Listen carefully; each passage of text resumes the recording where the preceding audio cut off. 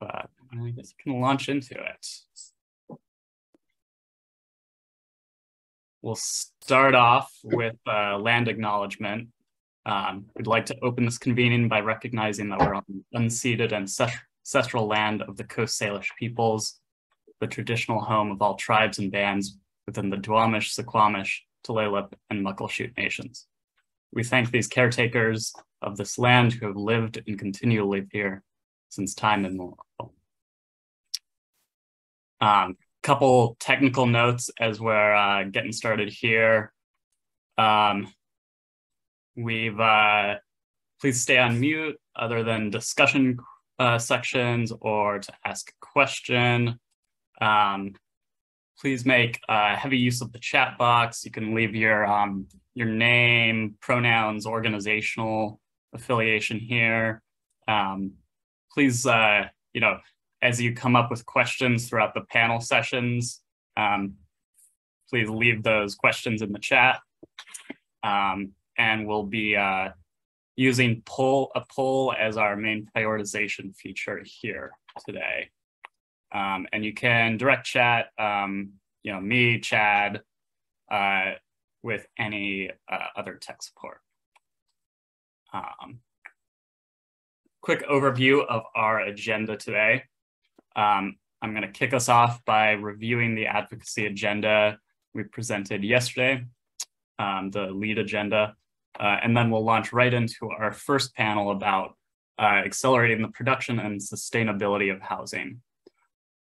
This is going to be moderated by Hayuk Kim and should feature, it'll feature like 4 developer voices talking about the issues that they've encountered dealing with permitting, design review, utility fee waivers, all the like nitty-gritty details that slow down housing production and make it more expensive in our region.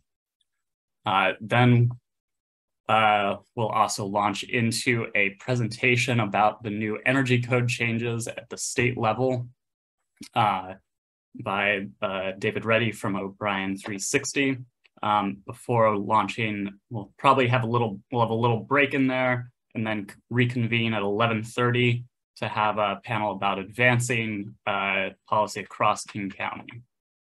You're going to hear from Mason Thompson, the mayor of Bothell, Ryan Donahue, representing the East Side Affordable Housing Coalition, speaking about our work advocating for inclusionary zoning in Bellevue, and Angela from South King County Housing and Homelessness Partners to talk about the new capital fund for affordable housing that South King is launching.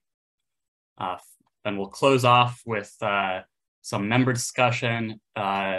Remind you to fill out the poll about prioritizing our advocacy agenda in terms of its lead and support items, and then close.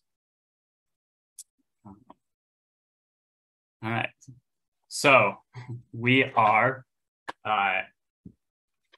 today is a very important day for setting our advocacy agenda for next year. We've been surveying we issued a wide membership survey, have talked to our affinity groups, and have talked to the HDC policy advisory group. Through this, we've refined our advocacy agenda and are launching into our policy summit to get broad membership input on our priorities and tell you what we're planning on doing next year. This is before it goes to the board on September 7th, and then will be approved by the membership broadly in the quarterly member meeting. I presented a bunch of stats about how dire the housing need is across King County yesterday. I won't rehash that, but we will redistribute those materials to everyone who's attended for either of the days. But broadly, we need to address the growing housing crisis within King County by increasing funding for affordable homes, building and maintaining inclusive communities. It's our land use bucket, and broadly improving the health, stability, and sustainability of housing. As a reminder, our main lead priority items for next year in terms of funding affordable homes are to advocate for the authorization of a local option real estate excise tax for affordable housing, renewing and expanding the Seattle Housing Levy. You heard 2 panels yesterday about that, advocating for mandatory inclusionary zoning that leverages Bellevue's residential and commercial growth. You'll hear about that later today. And leading the work to create a framework for sub-regional investments in the form of property tax levies. The focus for this next year is just creating the framework for that at the state level. In terms of our second bucket, building and maintaining inclusive communities, we've seen some of the, we had a whole panel yesterday focused specifically on this in Seattle, at the state level, and in terms of land use more broadly. Our focus is to lead the coalition work on the major update of Seattle's comprehensive plan, as well as shaping the housing elements across King County, advocating for a statewide middle housing bill, leading the education coalition efforts to support establishment of housing benefit districts for the acquisition of land for affordable homes, and broadly partnering to support the Black Home Initiative policy framework, which contains many of the same policies enumerated throughout our advocacy agenda, but with a frame that focused specifically on racial equity and advancing affordable homeownership. Second part of building and maintaining inclusive communities is regulatory reform to accelerate housing production and reduce the cost of housing.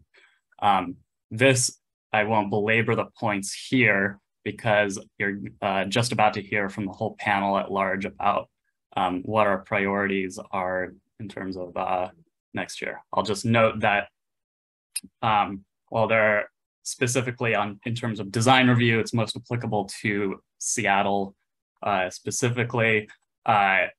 There are many items of regulatory reform that are applicable to jurisdictions across King County in terms of advancing utility waivers, exempting affordable housing from infrastructure improvement fees, reducing or eliminating the parking requirements, and broadly facilitating efficient permitting and better coordination between departments. Our final bucket is to improve the health, stability, and sustainability of housing. We have under this, for our lead agenda, advocacy for public funding of resident services and non-permanent supportive housing, increasing funding for rental assistance at the state level, and supporting funding of housing counselors to prevent foreclosures and assist first-time home buyers. That takes me to the end of this intro presentation. You'll have opportunities to weigh in on these lead items, as well as to see what we've highlighted as key support agenda items in the next year through the polling exercise. Let's see. Hank, you wanna kick us off with a bit of a preview of this panel? Great, thanks, Jesse. Jesse, I think that's your way of saying that we're actually ahead of schedule. We are. Do you want me to just go ahead and launch into the panel? Yeah. I think we've got everyone here. Making people co-hosts so they can unmute. The worst thing about Zoom and virtual land is you can't really see everyone else smiling or laughing, so. Great. Are you gonna keep this on screen? Why don't we keep it up while we're Great. Just introducing people, and then I'll stop sharing. Okay, great. Well, good morning, everyone. As Jesse mentioned, I'm Hayo Kim. I have the honor now of serving as HDC's lobbyist for mostly working with the city of Seattle and King County. It's really exciting for me to be in this role for HDC now. As my kind of 2 lifetimes ago, I was a former HDC board member, former executive director of interim CDA, and former deputy mayor for the city of Seattle. So lots of formers, but my most important role right now is to be a part of the amazing team at HDC. I get to moderate, which really just means introducing the incredible speakers that we have this morning on this topic. As Jesse mentioned, we've got Kate Smith from SMR Architects, Terry Delaney from Seattle Housing Authority, Becky Bicknell from Walsh Construction, and Kathleen Hosfeld from Homestead Community Land Trust. I'm going to turn it over to them. What we wanted to do with this panel was, there are, we can really kind of get bogged down as you developers do on technical details. But what we wanted to do with this panel was really to have the panel illustrate examples where their projects, in some cases in real time right now, have really kind of been stymied or have confronted some of these barriers and challenges that Jesse listed. And so what we wanted to do was really try to encapsulate and help to illustrate the narrative problem that affordable housing development and production faces, particularly in the city of Seattle, but obviously there are applications countywide. And so we've got this amazing panel, and what I'm gonna do is, as I turn it over to each of the panelists, we've asked them to come prepared to today's presentation with maybe 1 or 2 examples in each of the sort of broad, sort of topical areas that we've identified for them.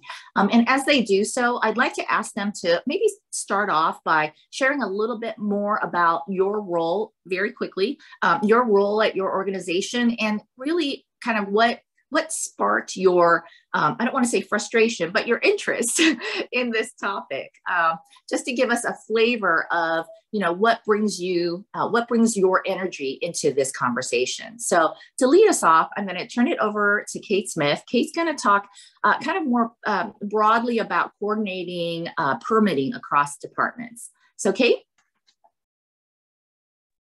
Thank you, Hayok. Good morning, everybody. Really nice to see you all here, and want to thank you all the HDC members, and all the advocating for already improving the permitting process, but we're still not quite there yet. So we're excited to keep on meeting with you all, hearing your stories. We're going to be gathering some information later this year and into next year.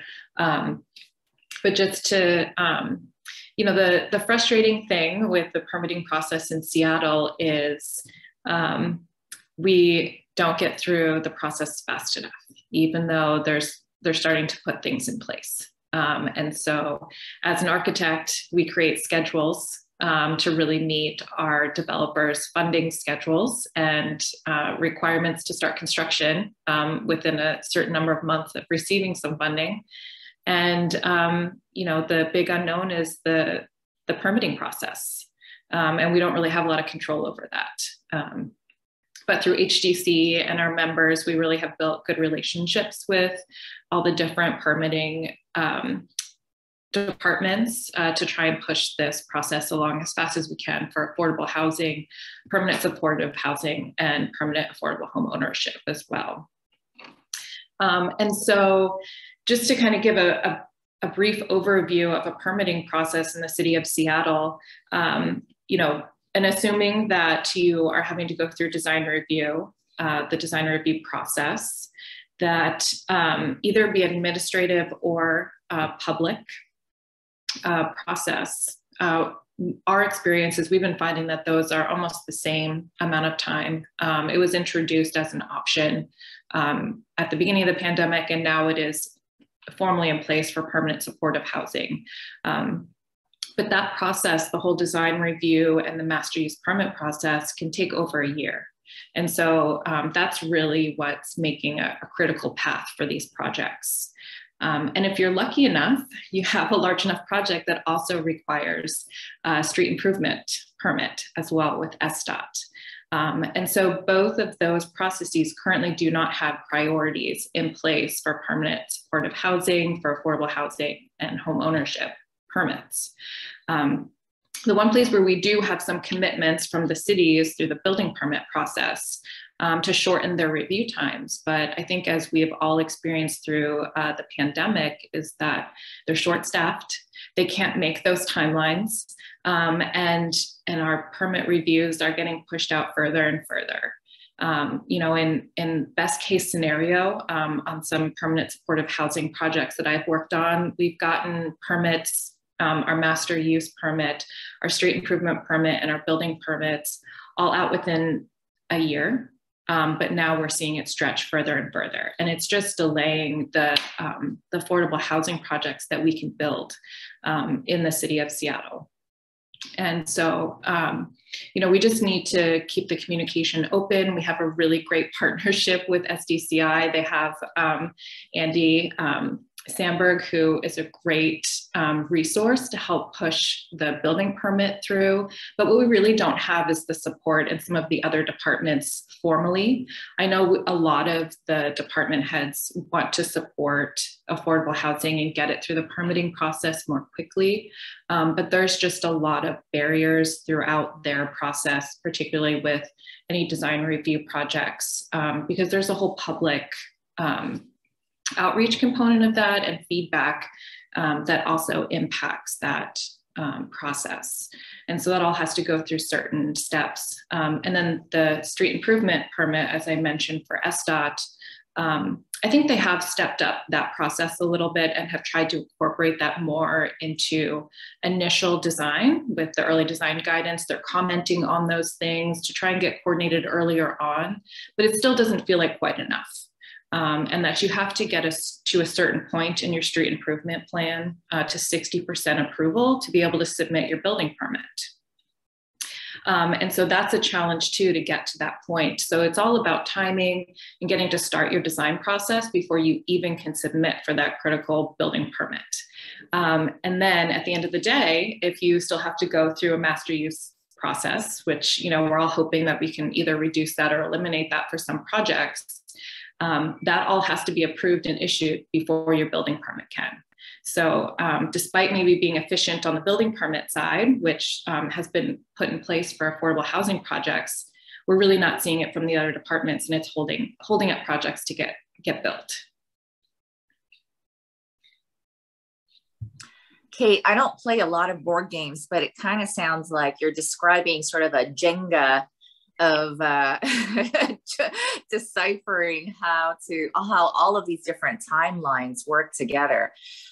You know, I should have said at the beginning that what we're going to do is kind of go through each of the panelists, but really want to save time at the end as we pivot to some potential solutions or ideas for solutions, and at that time also take questions from folks in the summit. So feel free to, you know, as each of these panelists, you know, give their remarks, feel free to ask your questions in the chat, but we're going to kind of save the questions until each of the panelists go through their remarks. So thanks so much, Kate. And Terry, you get the next topic, which is maybe sharing a couple of examples or one example of some challenges with design review, or maybe some of the opportunities. So Terry?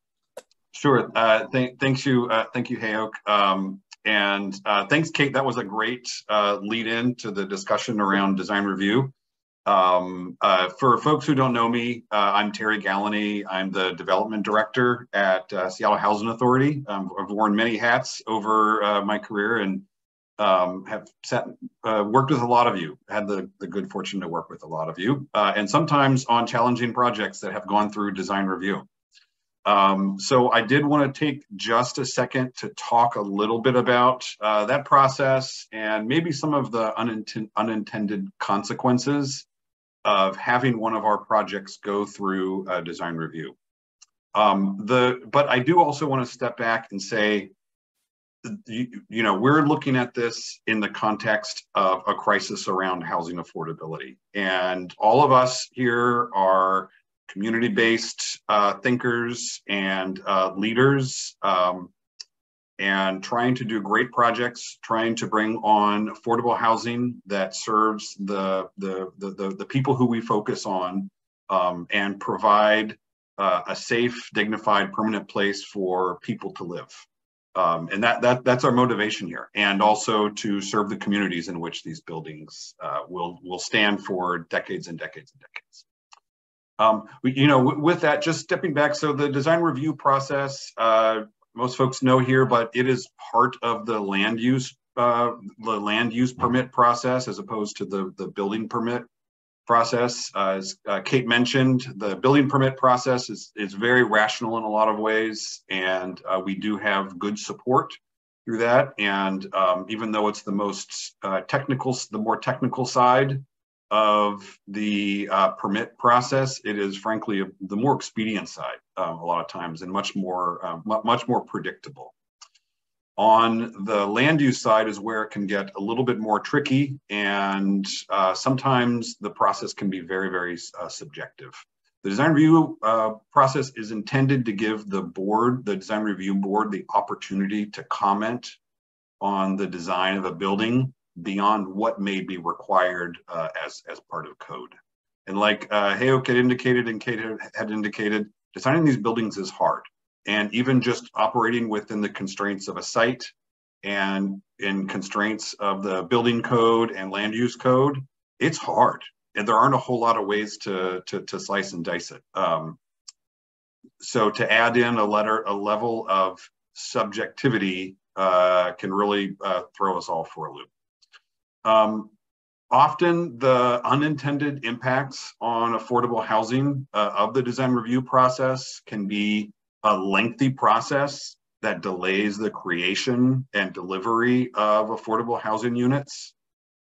It can also, it always adds costs to the process, both construction costs and significant design and often redesign costs. And we've also found that sometimes it results in fewer units and or fewer bedrooms in a building in order to respond to modulation requirements or setback recommendations that come back from the board and things like that, or just maybe a layout that is less rational in response to some design guidance from the design review board. And then finally, often recommendations don't respond to the specific needs of the populations who we serve and the specific needs of affordable housing more generally. A couple of examples of those are comments from the board or sets of requirements that encourage public interactions with private spaces. And it's comments that allow visibility into courtyards and maybe a little bit more easy access into some of the shared spaces within the development that aren't really responsive to the needs of affordable housing residents and of operators and things like that.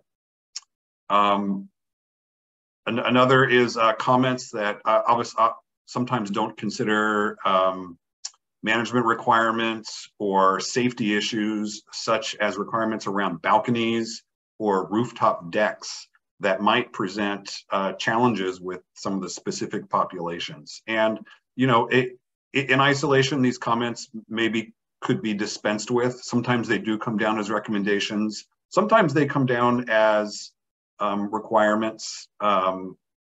And in all cases, it adds time and cost to the process, because even if we do get a favorable outcome, it is a lengthy process to go and respond to those comments or recommendations from the board and have that back and forth. It can oftentimes take months, which results in later delivery of the units. So I know a little bit later we're going to talk about solutions, and I have a couple of examples.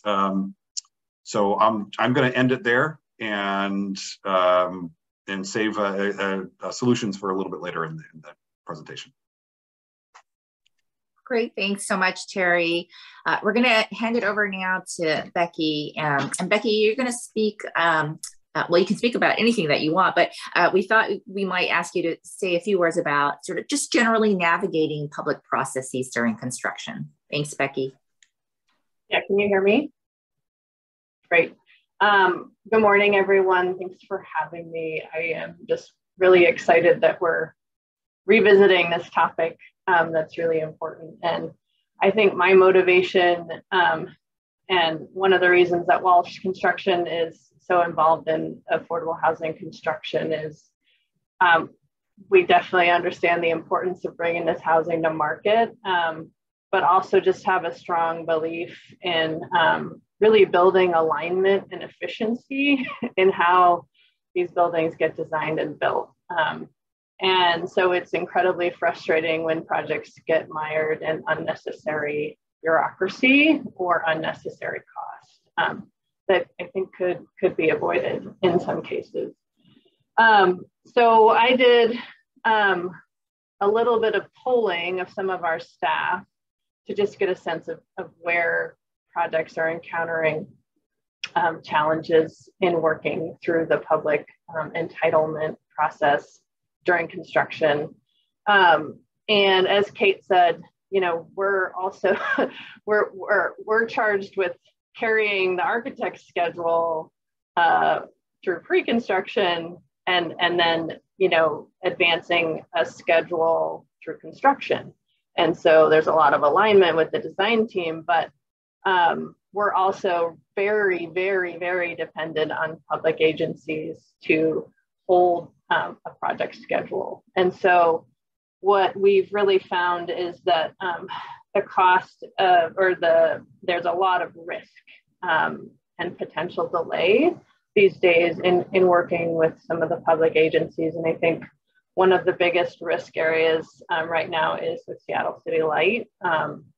And so just there's a lack of predictability to working with them right now that can really have some significant cost impacts. And so I heard examples, you know, ranging from a low amount of cost, you know, $10,000, but up towards over $100,000 in dealing with an unexpected situation with City Light. So this could be design and engineering issues that weren't flushed out and had to be corrected, you know, as the vault is going in, issues of getting temp power.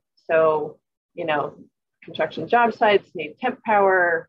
And if that gets delayed, then the power is running off diesel. And so we know how cheap that is right now.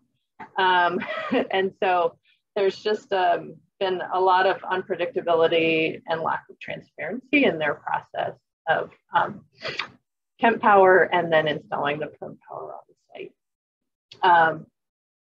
SDOT is, I think, the other area where I've without even asking, have actually heard from a couple of our superintendents just saying, hey, these are street use fees. So as HDC and owners and funders are trying to get all of our projects on transit-rich corridors, the costs of constructing in those corridors continue to tick up. And so it's right-of-way access, and in some cases, street improvement costs that are just really inching up. So, you know, I haven't documented how much they've increased, but these costs for street use fees, we're carrying allowances once again, and that, you know, 70 grand up towards 350 grand. And so I think, you know, owners are so mindful of all the costs to get their initial permits. And so a lot of these construction period costs get worked into our contracts and maybe aren't as visible. And so I think as we might be bringing examples to the city, we should make sure to just note some of these construction period costs. And then just the inefficiency and unpredictability that we're also seeing. yeah, we'll stop there. Thanks, Becky. You know, as you were speaking, I was thinking about the phrase whole of government effort. We've heard that a lot with respect to especially pandemic and you know, coordinating around the pandemic. And it sounds like a lot of what you and the other panelists so far have been talking about is a bit of a whole of city effort that needs to happen.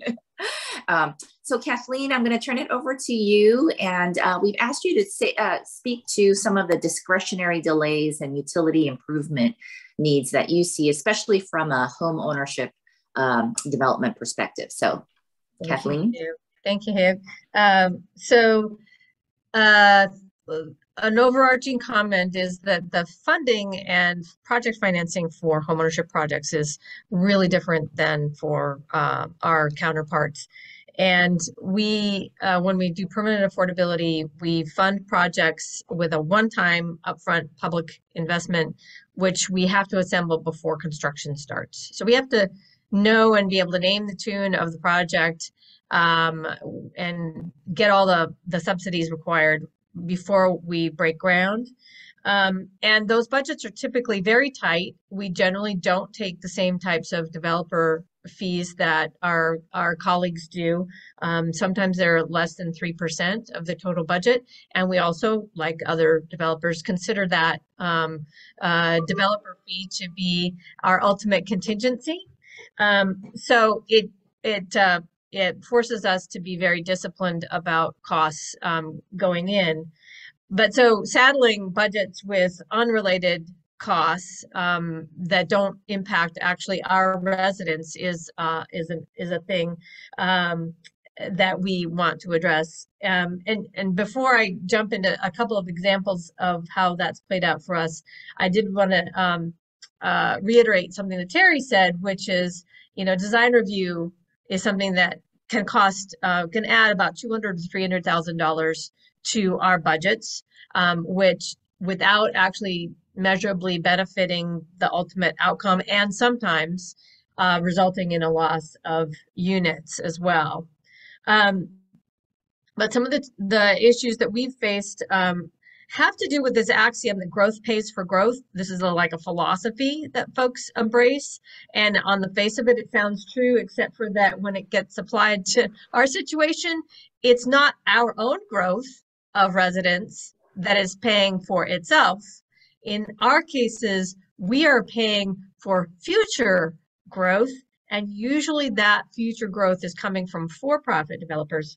So that's an interesting thing about the public investments in affordable housing are actually becoming sort of this invisible subsidy to for-profit developers.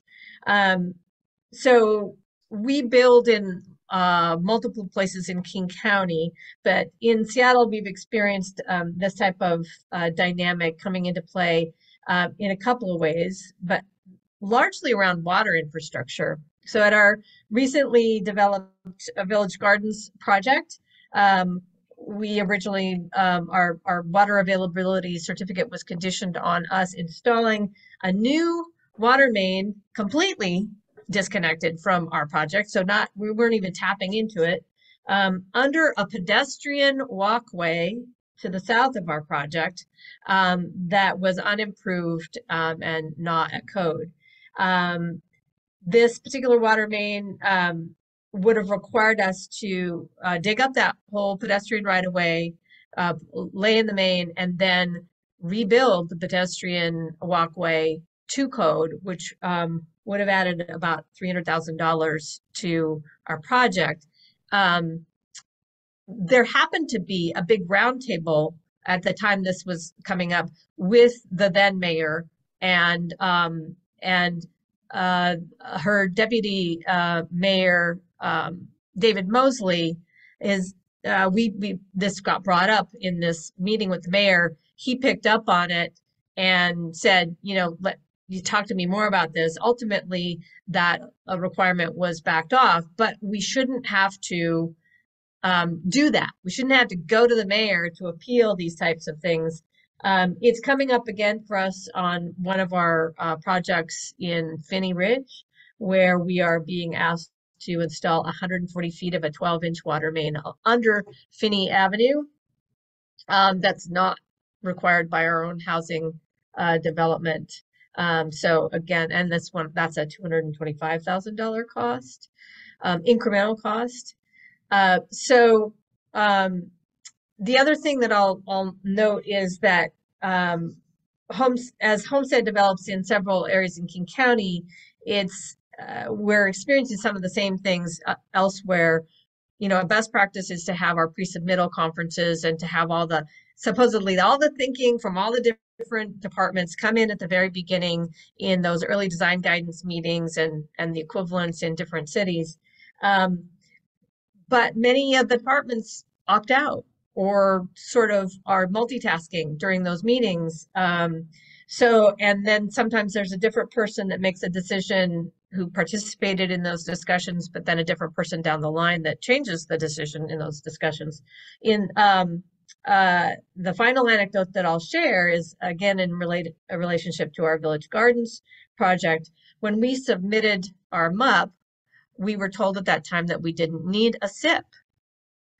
So we proceeded, we achieved our full funding on the project. We went into construction. Halfway through construction, SDOT decided, oh, you do need a SIP. And then they couldn't decide for several months whether we needed a SIP or SIP light. So that added cost and time and uncertainty in the middle of the project. And then as we were getting ready to close out construction on the homes, we had done the street improvements. We had done all the landscaping. We had planted trees all along Yakima Avenue, which fronts all the homes. And a different person came in to the decision making at that point. We had planted trees per the published list of allowable and recommended plants. Someone came in after they were all planted and required us to replace all the trees with a different species of the same tree that was not on the published list. So it's things like that that add not only materials expense and time, but are seemingly completely unnecessary in the grand scheme of things. And just for time, I mean, I don't mean this to sound like the airing of the grievances, right? But it's just about, if we're going to compile things that we need to be thinking about, how do we do it differently in service of speeding up time to market? Those are the anecdotes that we want to capture and inquire more about. Why is that the way it is, and how can we make that better? So that's it. Hayok, I'll hand it back to you. Thank you. Great, thanks, Kathleen. Yeah, my jaw dropped a little bit when your last example there with the tree species.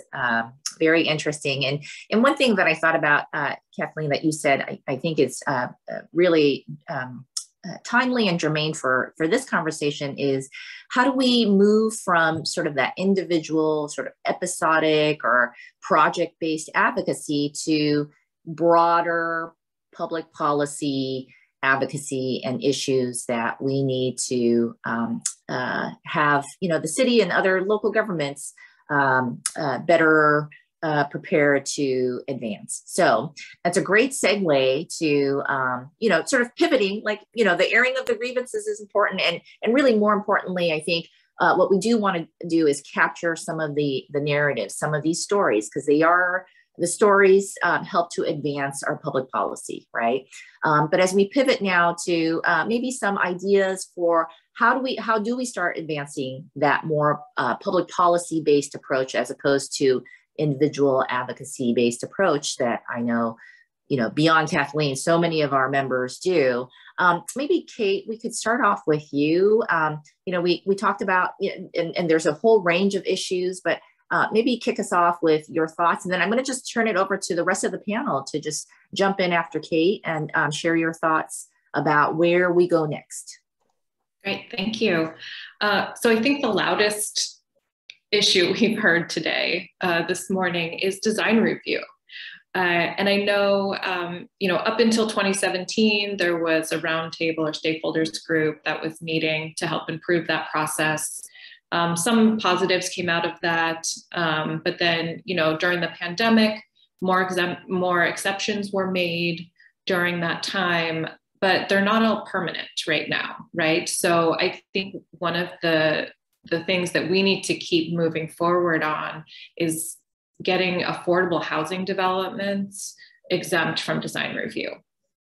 And so I think it's really important to call on the mayor and the city council to really make this temporary exemption permanent.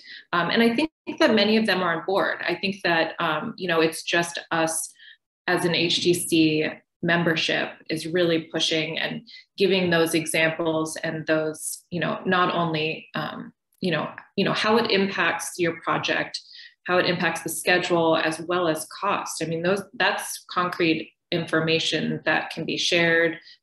We all have evidence of this. Not one project has sneaked through the system without getting an impact.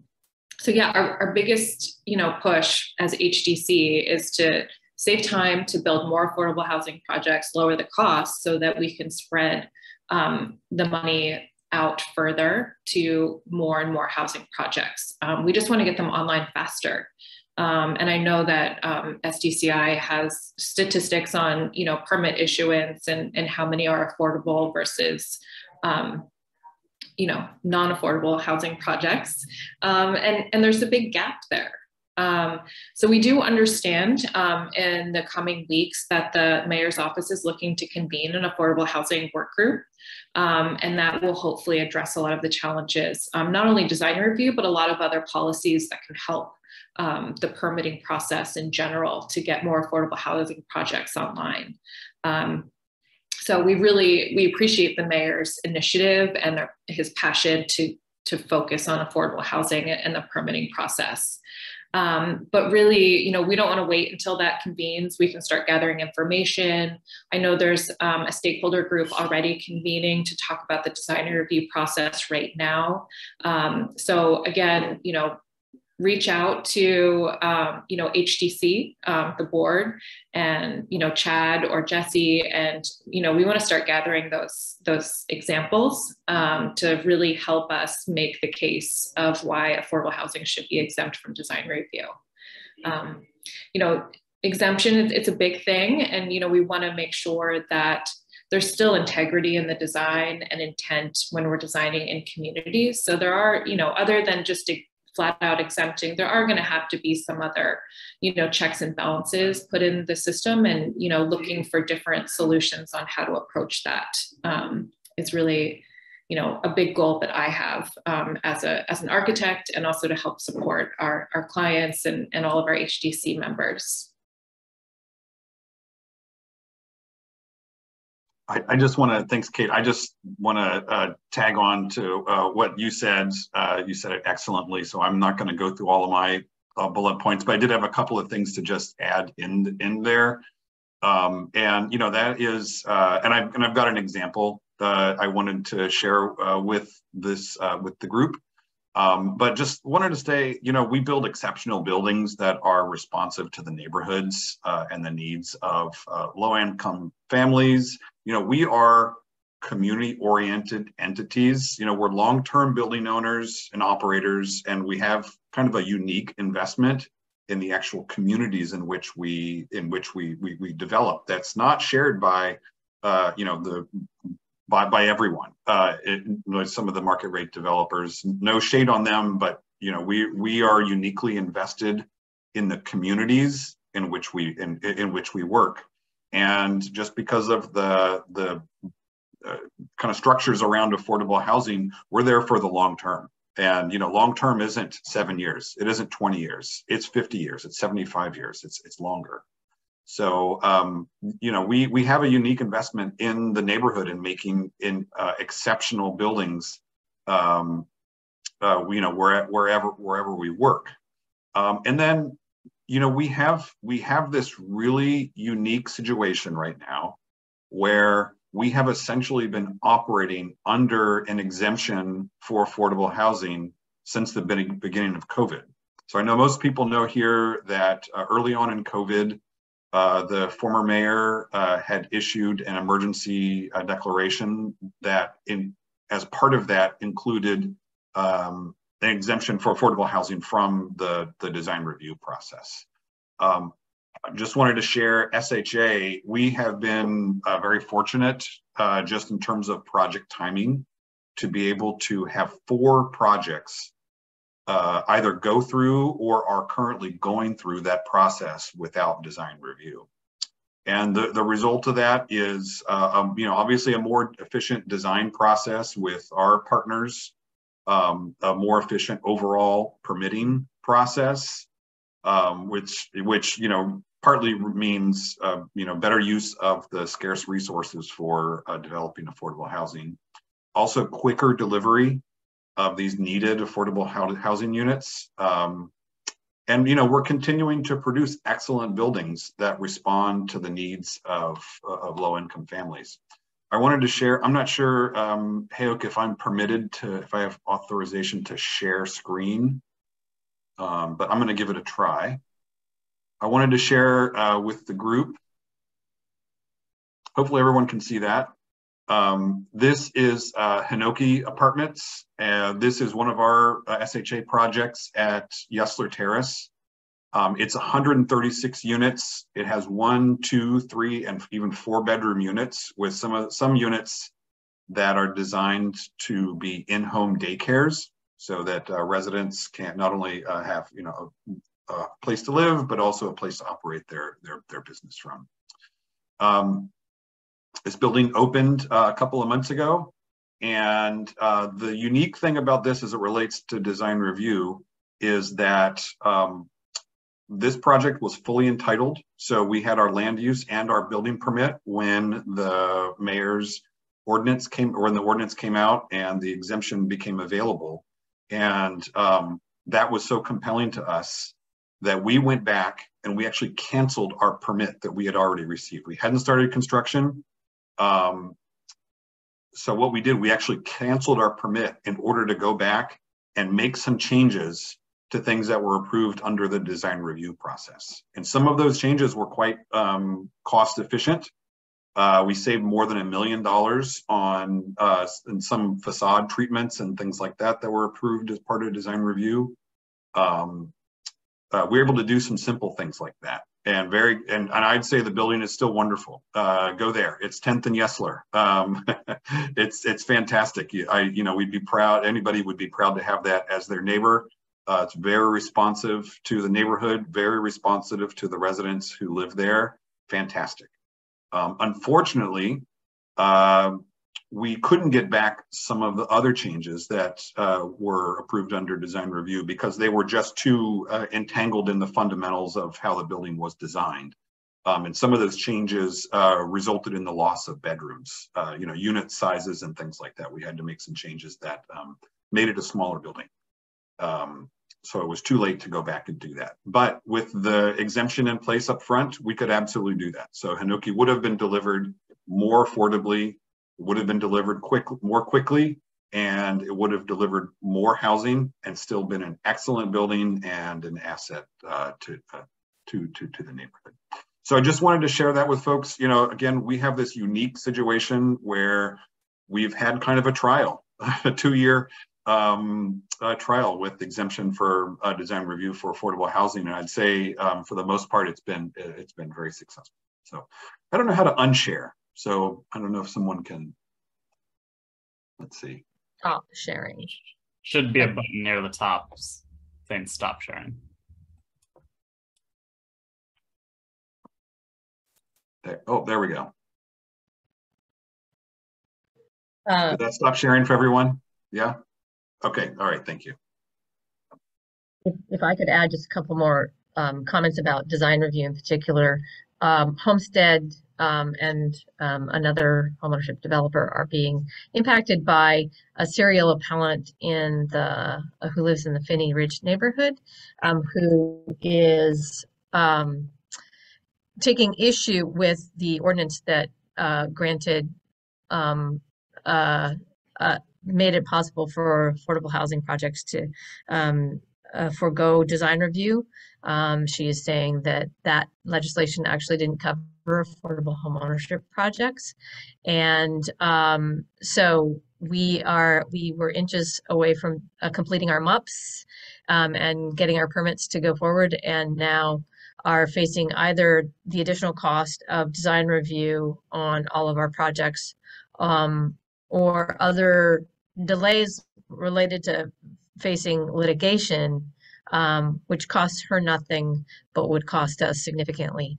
So we have been trying to get their city council members who are interested in trying to help us with that, but we're not hearing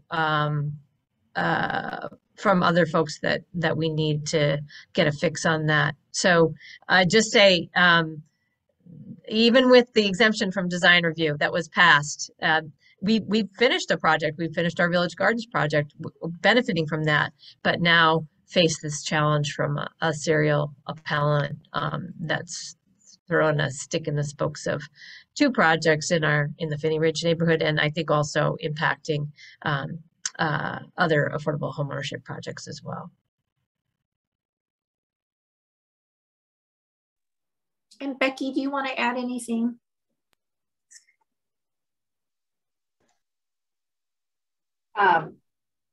Not specifically in the few minutes that we have, but I think I was part of conversations or was around on the developer side when the city of Seattle released sort of priority process for affordable housing, and here were agency contacts and the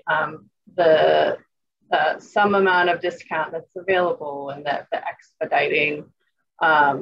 And I feel like the disappointing part of that was the lack of discussion around fees.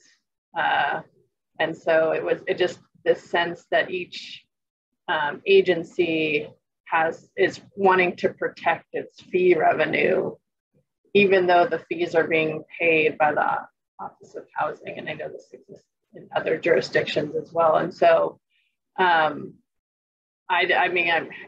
curious to hear from you as to whether that's still the case, whether there's opportunity to break down those silos at all. But it would be pretty fabulous to think about the next suite of projects coming through and whether there's an opportunity to just really look at the whole landscape of permitting and entitlement, from design review all the way through to construction, and say, what are the opportunities to increase efficiency, predictability, and reduce costs? And so is there a way to cap costs?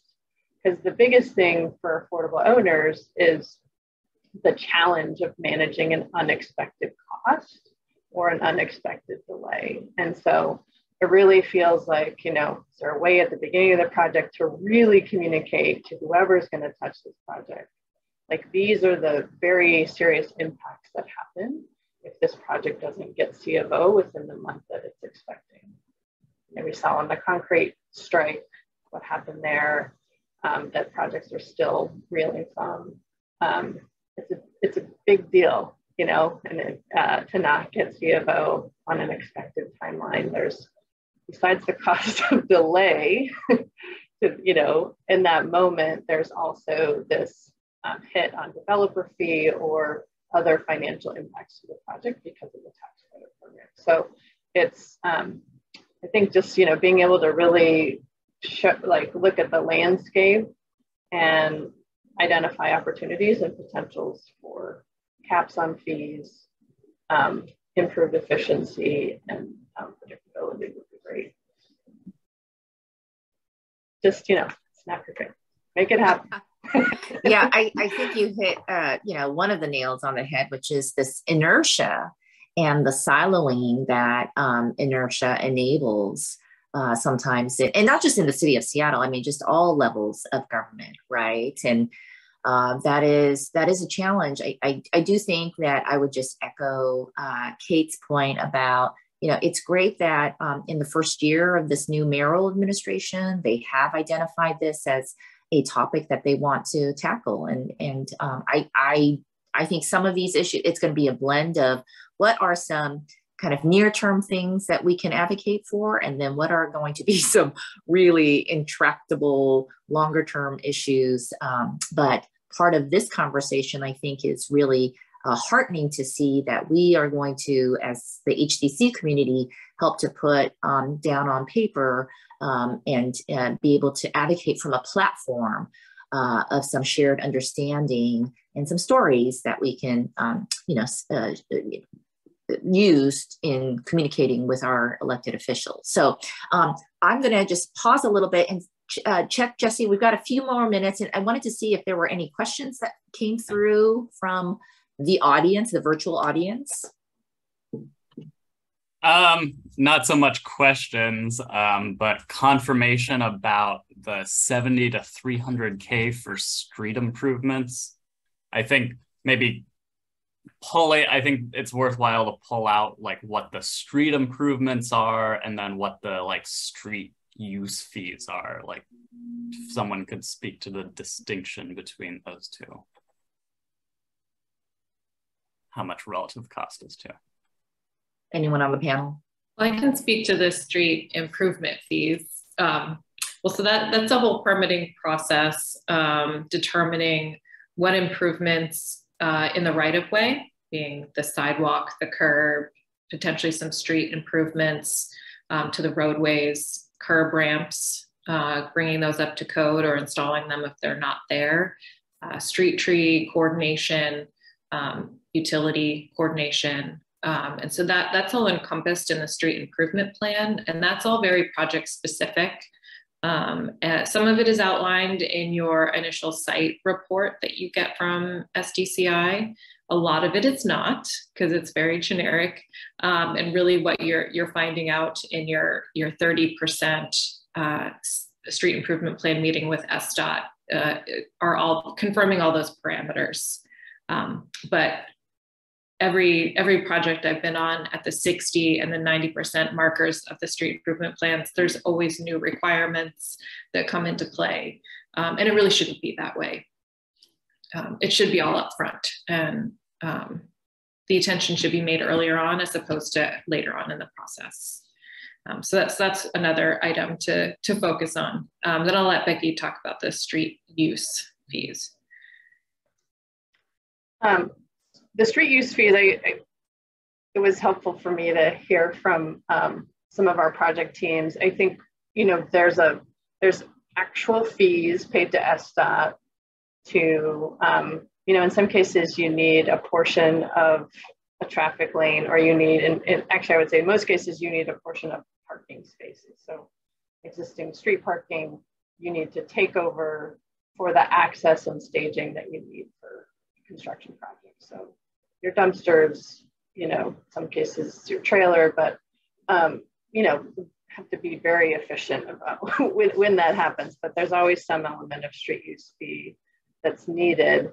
But I think it's also the associated costs that SDOT layers in. So they're, and the city. And so on one project, it was a loss of parking revenue at $5,000 a month that the project is paying.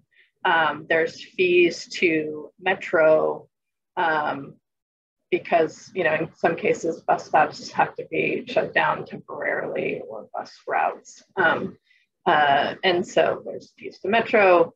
And then there's all the flagging that needs to be, that can be required to manage traffic during a particular moment of a day. Usually it's not all day, but it might be for a particular improvement that needs to be made to the project. So you need extra flagging and security to keep pedestrians safe, cars safe. So the intent is, the intent is great, but the range of fees and the fact that they just really have ticked up. Yeah, thanks, Sai. Just once again, those are bumping up to, our allowances are in the $100,000 to $300,000 range per project for these. And Jesse, while I know we are at time because we're going to shift from this panel to our next speaker, David Reddy, but I wonder if I could just close with a question for the panel.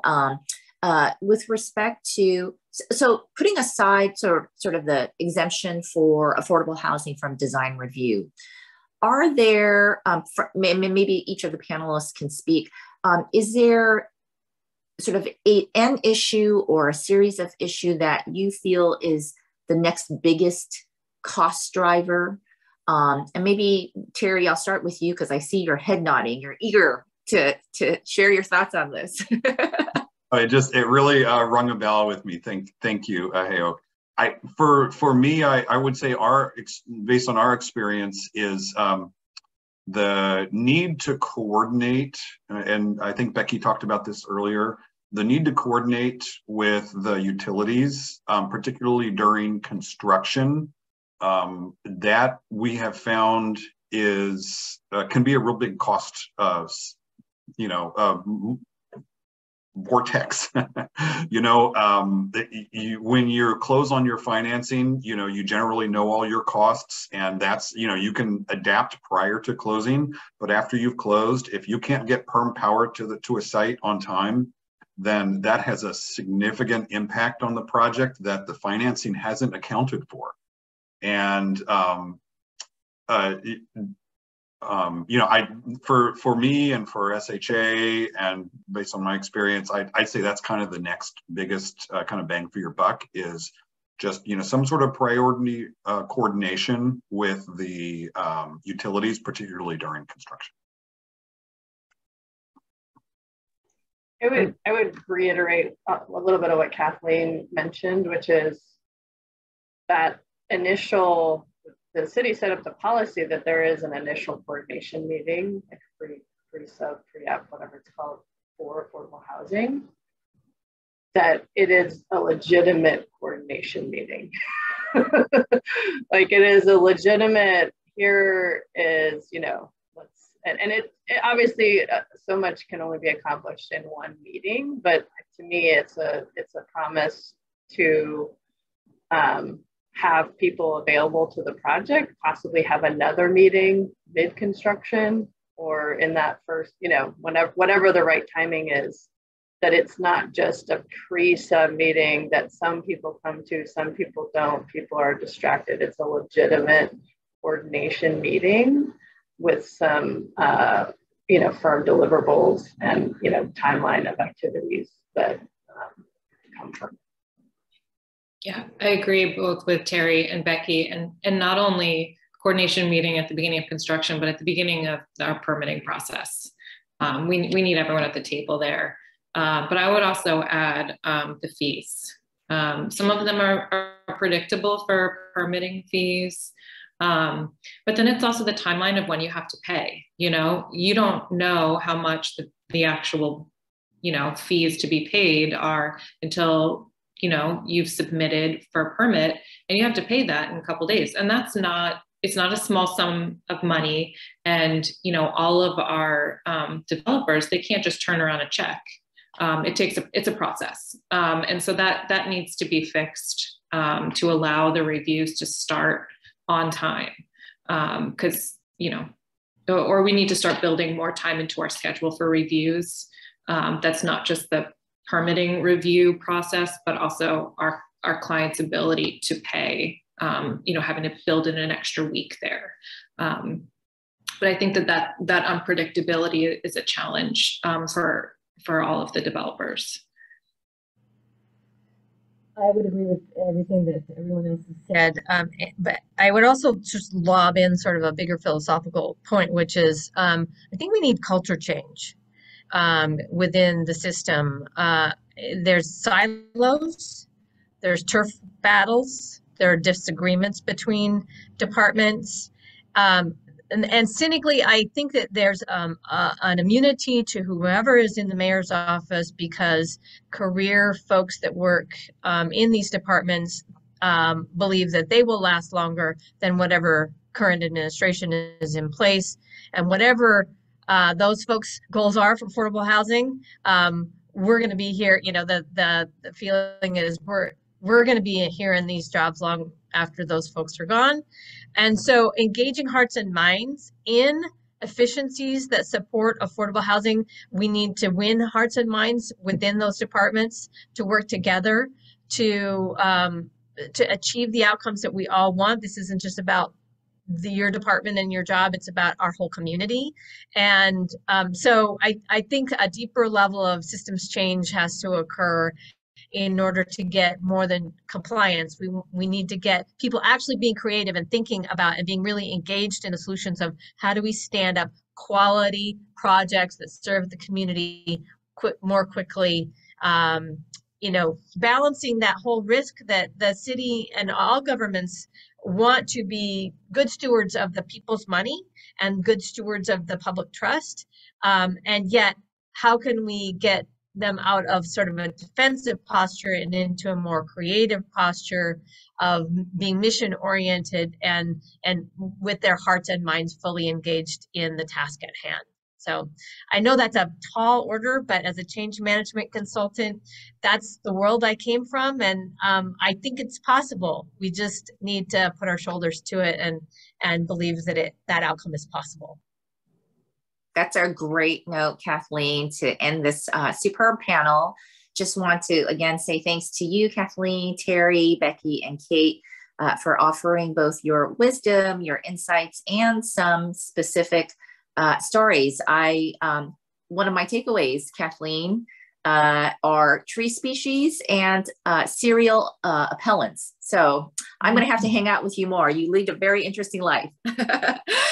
With that, we're going to switch gears and we are going to have David Reddy from O'Brien 360. He is an environmental and sustainability consultant. And David is going to share with us some recent updates to the energy codes at the state level and what the implications of that for HDC members. So thank you, David. Yeah, thank you, Hayok, and thank you to the others for sharing their knowledge. It's a really interesting conversation. As Hayok mentioned, today I'm going to be speaking about some changes that are coming with the state energy code. You know, I'm sure all of you are probably feeling like just when you're getting used to the 2018 energy codes, you're now are going to be looking at the 2021 code, which will be coming in about a year from now. I'm going to give a little bit of background real quick, just so people understand why the code evolves over time. Mainly, it's driven by state and local efficiency goals that have been established, you know, by our elected representatives. At the Washington state level, we have a goal of reducing energy use by 70% within new buildings built to the code by 2030. And this chart, which some of you may have seen, shows kind of the trajectory that we need to be on. It's starting from 2006. We have a decreasing goal every cycle to improve the efficiency of buildings. And at the city level, in Seattle specifically, they also have their own goals to reduce emissions and become carbon neutral in the future. So that's why you also will see the city adopting even more stringent codes than at the state level. In the context of multifamily projects, you know, this is some results of analysis we've done and the state has done, and what the picture looks like from 2006 to where we are today.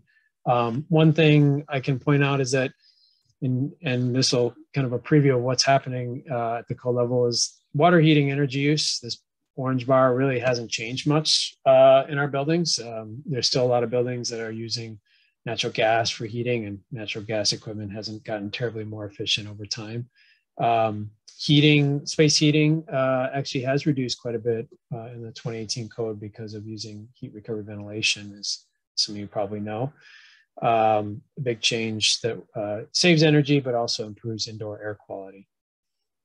As we move forward, you know, showing that same trajectory for multifamily buildings, we're going to keep expecting to reduce our energy use of the new buildings. And this will come with big reductions in water heating energy.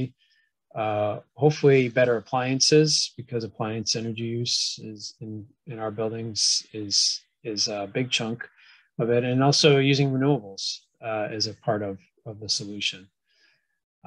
So we can expect, over time, each code cycle reductions. And these are just my projections of how it's going to happen. Every code cycle it changes what measures are brought forward and how it affects multifamily projects. One context to make sure some of you may be familiar, there's a Washington State Energy Code, but it's divided between residential provisions and for apartment, which covers apartment buildings 3 stories and less, single family homes and townhomes as an example.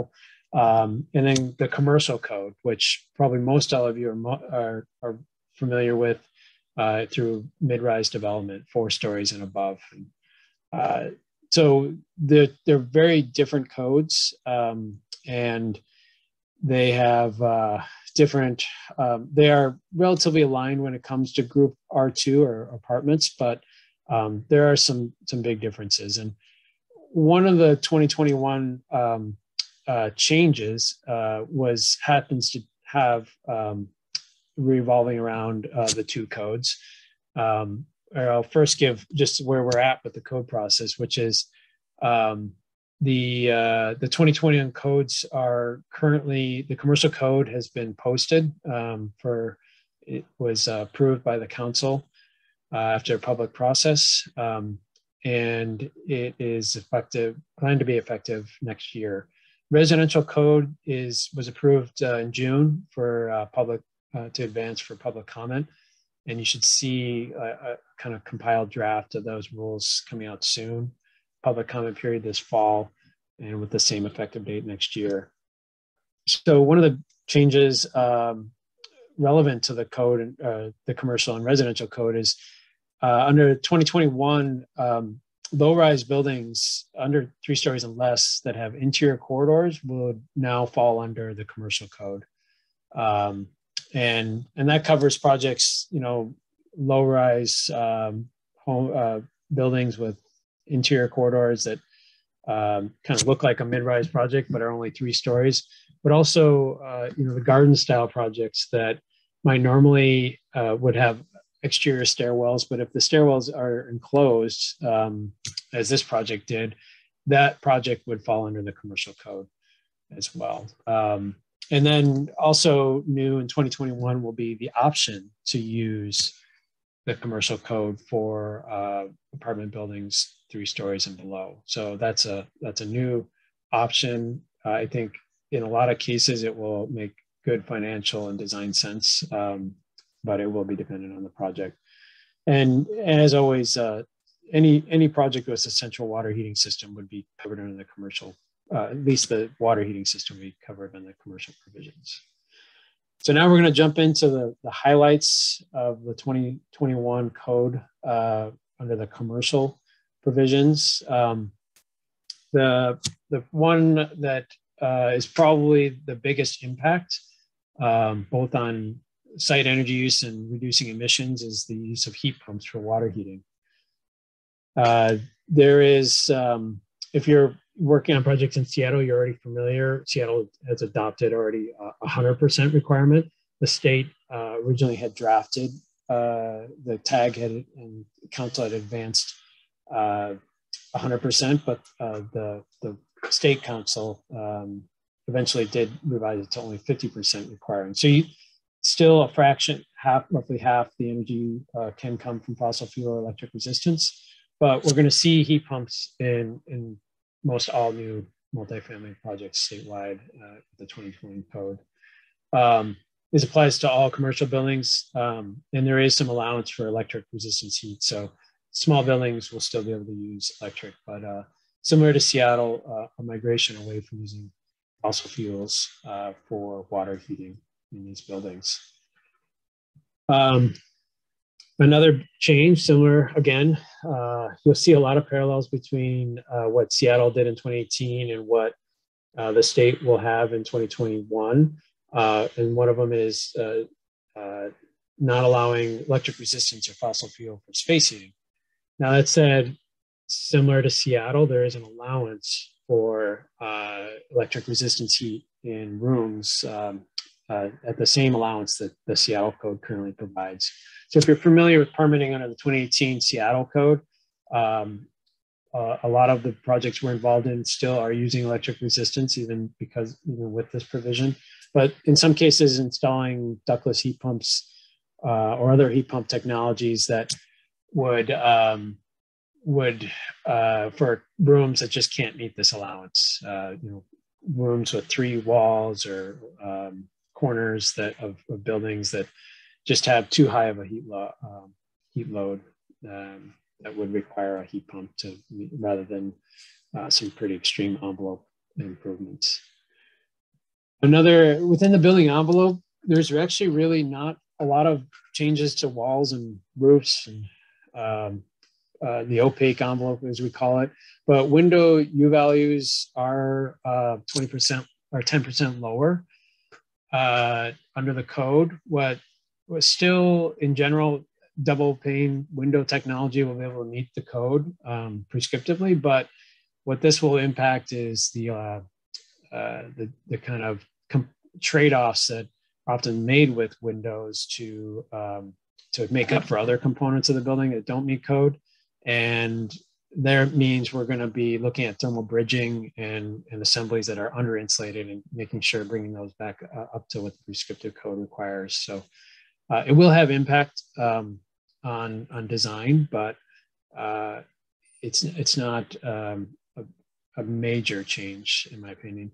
On ear leakage, there is the target is the same at the 2021 code, but now, unlike before, you could still pass with a higher air leakage rate, but now it's set at 0.25 and you've got to hit it. And I think most builders are oftentimes able to hit that with good design and field review and building envelope consultant input. So I think this will be, in general, in my opinion, the building envelope changes aren't as dramatic as some of the other areas. A big change, even more so than the 2018 Seattle code, is the requirement for on-site renewable energy systems. The amount is more than what Seattle requires in 2018. And again, this is statewide for buildings more than 10,000 square feet. And for, as an example, an 80,000 square foot project would require a 40 kW system under the new code, and just compared to the current WISH-FIC 4% solar option, it's roughly double what those systems would require. So it is a pretty significant increase, and if there's no space for it, it can be made up with other efficiency measures. So but in general, with the cost coming down and the direct impact on utility costs, this is something that will, I think, especially coupled with using more electric for water heating, central water heating will be an appropriate fit in the future. So the other area that changed quite a bit is, and if you some of you may be familiar with the part of the code called C406. It's a section that allows you to pick from a menu of options. You have you have a target you have to pick from, and you got to figure out options that meet that. The requirements now depend on occupancy. You can see they've tailored it quite a bit to different building occupancy types have different levels of requirements. And you'll see in the next slide a lot more options to choose from. And new for 2021 is what they're calling the load management credit. These are measures that reduce peak demand in buildings, which in the long term will help utilities adapt better to taking on more load by able to shift that load within buildings. So we'll talk a little bit about that more. But in the credits, the options that people can choose from. You probably, if you're familiar with the 2018 code, I think there was 10 options that you could choose from. Well, now there's 31. And actually quite a few of these are tailored to multifamily buildings. And apartment buildings, group R2, need 41 under the new Washington code.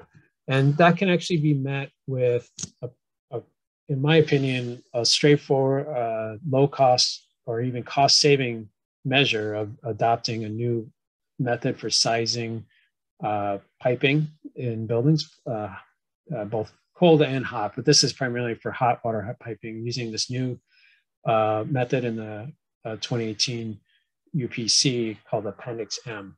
And so projects can accomplish their commitment to C4 and C406 just by adopting that one measure. This is an area that the HDC and the Exemplary Buildings Task Force have focused on a lot because it has a lot of dramatic potential cost savings, both construction and operational, because in essence, it can reduce the size of the water main needed for the building, and as well as all the piping within the building, by pretty dramatically. And this shows an example of two projects, exemplary building projects that were analyzed under the two sizing methods. And for SHA Suarez project, for example, using the traditional method in the codes versus Appendix M, the pipe the pipe size, the water main size could be reduced a couple of pipe sizes in the case of Hobson Place from 3 inches to 1 inch potentially, just for the multifamily portion of the building. So it's a pretty dramatic reduction, and it's well supported by a lot of data to show, because basically buildings, the peak demand for water in buildings is just not as high as it used to be under as the old methods predicted. Related to that is there's going to be a requirement for more insulation on the hot water piping. And so fortunately, requiring an inch thicker insulation combined with the Appendix M sizing should keep the pipe sizes. So being able to fit them in walls won't be as dramatic of an impact as if the pipe sizing was not reduced. And the load management, I mentioned that this is a new requirement for 2021, and it's intended to address, future-proof buildings, the ability to have interaction with the utilities to reduce peak demand. And each building type has a certain target needed. I anticipate for apartment projects, it probably will translate to using this service hot water storage load management capability, using heat pumps, installing another storage tank on the system to allow for more water to be stored in advance of a peak demand period. It probably will fit best. The other measures can require more sophisticated controls. I think this will be where most projects, it will require generally using 100% heating, electric water heating, but I think that's already happening in Seattle already, and it's quite feasible. So what about the residential code? I'm not focusing today mostly on the commercial, but there's changes there as well. That's still out for public review if people are interested in providing input, but I mentioned the change in scope for buildings covered under the residential or commercial is a big change. Heat pumps will be required prescriptively for space and water heating, but there's some exceptions, significant ones for apartment buildings, in that R2, there's the same electric resistance allowances for dwelling units, and exceptions for not requiring heat pump water heaters in apartments, small apartments. And then again, similar to the C406, pretty big changes in R406, the corresponding kind of menu of options in the residential code. Some of you might be thinking, how does the new code affect existing buildings? Because you know, especially in Seattle, you may have heard of the substantial alterations requirements in the code. The state code does not have any substantial alteration provisions. So there's nothing that would trigger full compliance of a building with the energy code if you make a certain amount of renovations. But there are, if you're replacing equipment, adding or replacing equipment that you generally may have to meet the new code requirements or install higher efficiency equipment. But there are some exceptions for like replacement or if compliance triggered unplanned electrical service upgrades. So I think they're fairly well aligned with, you know, the challenges we have with maintaining equipment. Nothing will trigger replacing a gas system with a heat pump system if you're just replacing a water heater, for example. So yeah, water heaters is similar situation, and also some exceptions for if you can't meet space or electrical service requirements. Probably the bigger impact that some of you may be tracking is on existing buildings is the performance standards moving forward. At the state level, recently added multifamily projects to the clean buildings rules. Right now, it's just requirements to do reporting in 2027, but be benchmarking and energy management plans, O&M plan. But the targets aren't out for multifamily yet. They will be coming in by the end of the decade. At the city level, some of you probably have been involved in some work with HDC to provide input on this. And the Seattle's building performance standard is, I understand, to be based on emissions, not site energy, and will include multifamily, but likely in some flexibility for affordable developments. And just a few quick technical resources. If you have questions, there are some hotlines for the code. HDC's Exemplary Buildings program has been working hard to develop guidelines for systems that, honestly, in 2021 will be what we're saying we're exemplary, but will now be mostly code. So those are resources that are available to learn and adopt recommendations that from a solid group of stakeholders and experts. And the Lighting Design Lab is another resource funded, supported by utilities that's pivoting to electrification trainings and information. So I definitely recommend them as a resource. And with that, that was a whirlwind. Any questions? Yeah, thanks, David. I left one kind of clarifying question in the chat just about, like, you mentioned that there's a reduced peak demand for water, and that's because, well, that's what drives like 1-inch pipes being feasible over 3. Is that just due to the like low flow appliances? Yeah, mainly. And it has to do, why it's so dramatic is the method for sizing the pipes hasn't changed since like the 1950s, when toilets were 5 gallons per flush and faucets were even unregulated. So it's way overdue given the water efficiency standards that we have now.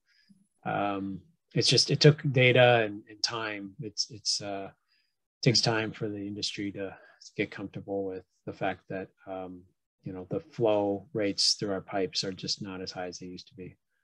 Gotcha. And then more like a little broader, how close does this new energy code get towards like passive house design standards, or net zero design standards? Like how close are we to that with this new code? It's a question I do get regularly. it doesn't get us that close to net zero, just because to get to net zero, we'd have to generate a lot more energy use on site. But passive house, so we'd have to generate a lot more PV to balance this. Still, even as we reduce it, it's still a pretty big chunk of energy to produce on site.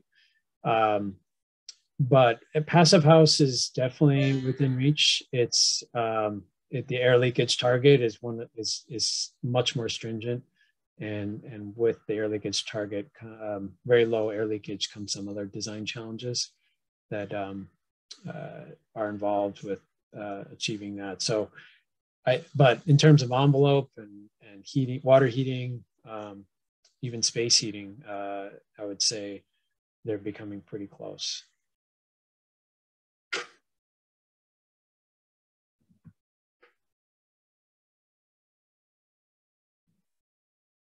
Kathleen left a comment in the chat: design challenges and increased construction costs.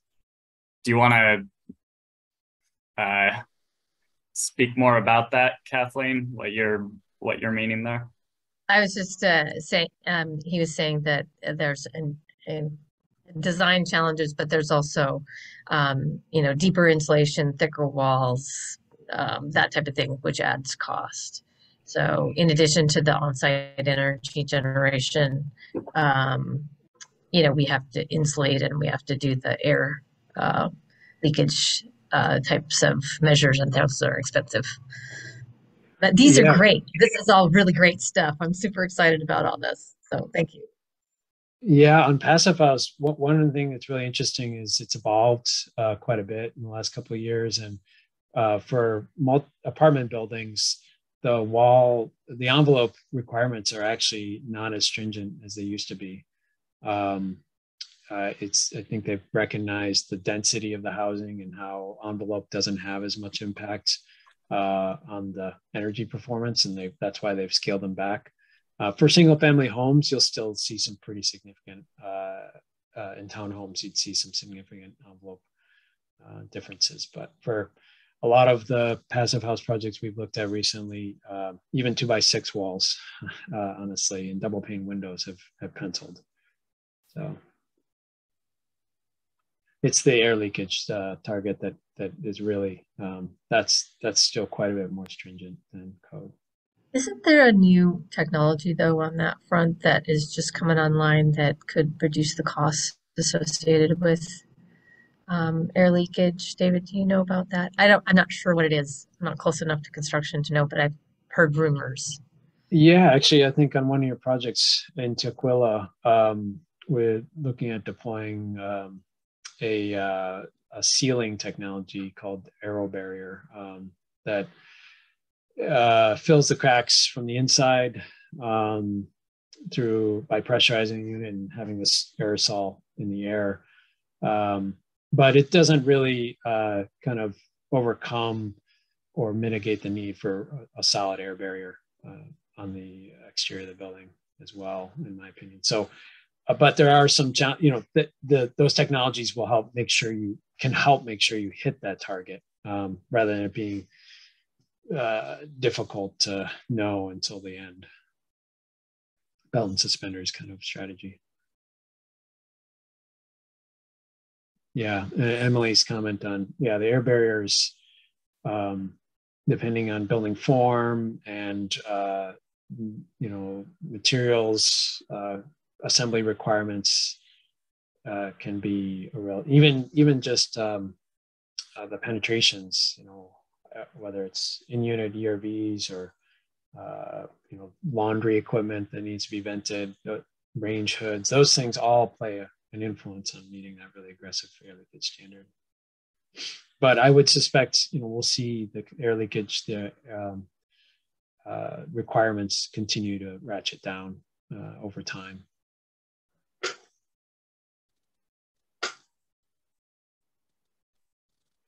We've touched around cost. Do you have any sense of ballpark how much this new energy code adds to costs overall? Yeah, I I started trying to address that question. There was some data put together for when the 2018 Seattle Energy Code was put forward by SDCI, some ROM cost ranges for different measures like heat pump water heating and the new space heating limitations.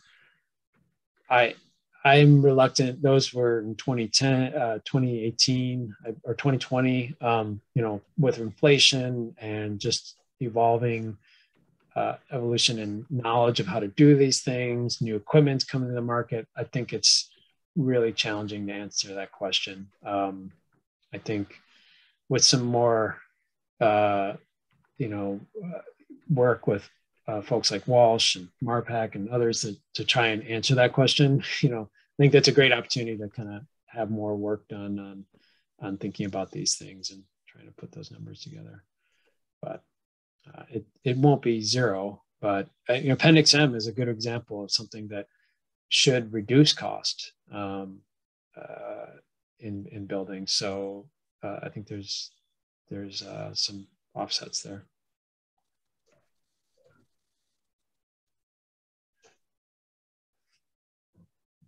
We have a question from Becky in the chat. What do you see as the biggest impacts associated with the shift to 100% electric buildings from a design, technical, and utility standpoint? From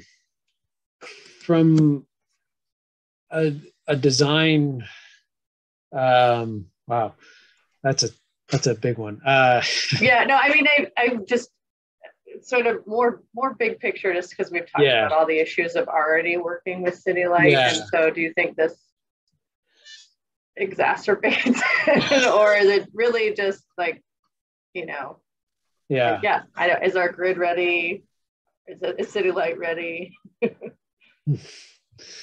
The load impact, I mean, I think it's another load to account for, right? And these loads are, there always is these thresholds for transformers and what can be accommodated and evolved versus not. I think that, on one hand, it would eliminate the coordination with another utility, which can be a benefit. But my understanding is, in the projects that have gone all electric, I don't know of any other than what you've all already described.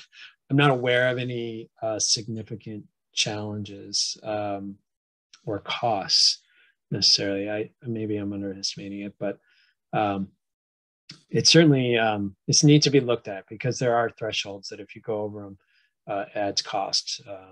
But a lot of that does have to do with, I've seen some pretty in early sizing, some dramatic overestimation of the added loads for using heat pumps. So that's something to keep an eye on, is making sure those load estimates are consistent with the technology that'll be used. And the storage, adding more storage, which adds room, space to buildings, but that can also reduce the peak load that is needed in a building.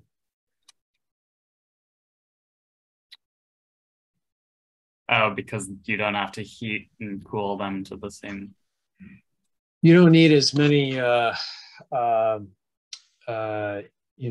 You can balance your loads. You don't have to have the same peak load that you would if you had less storage. It's probably, with the low, amount of additional storage we're talking about, it may not be, maybe in the noise for the transformer sizing, but it's something to look at. We have a question from Bambi in the chat, kind of asking, shouldn't heat pumps be coming down in price now that they're being more widely used? Is that what you're seeing? And I was wondering if you could speak a bit about some of the potential funding from the federal Inflation Reduction Act package related to energy efficiency and heat. Yeah, I think the prices are, if there is any reduction in cost because of higher demand, it's been outweighed by inflation, as far as I can tell. I've not seen any costs come down on heat pumps, and what we are seeing is more options to consider, and more knowledge and experience on how to design for them and install them. So that's where there may be some cost reductions because it's not as much of an unknown, but it's hard to say on that. Maybe Becky could speak to it, or others, but the equipment itself is not necessarily becoming lower cost, as far as I know.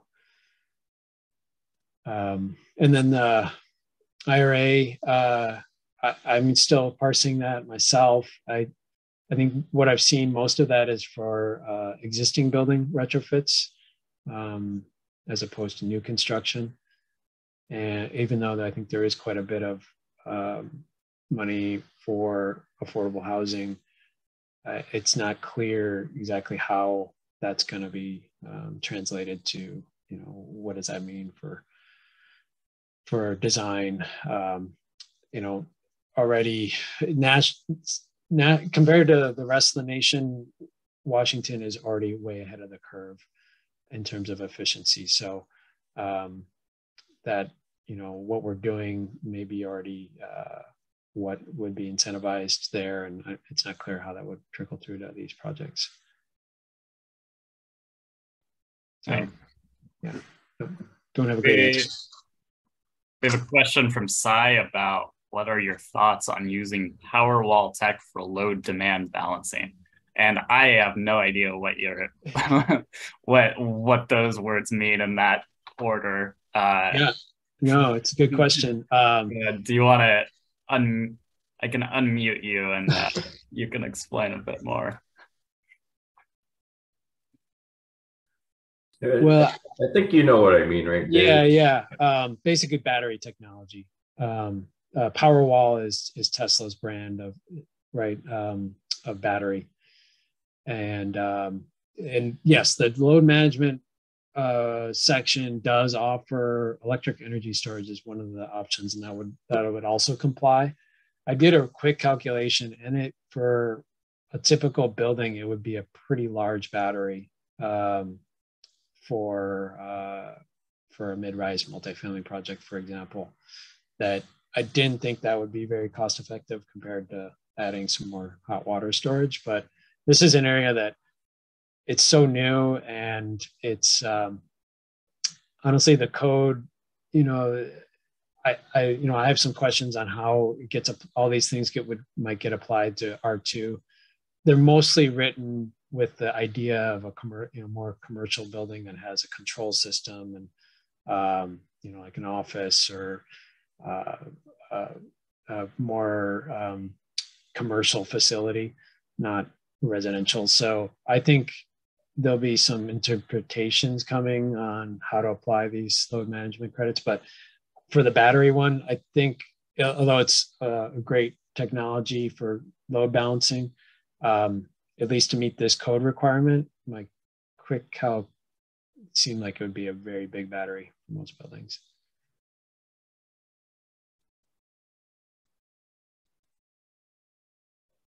But that's another area that I know.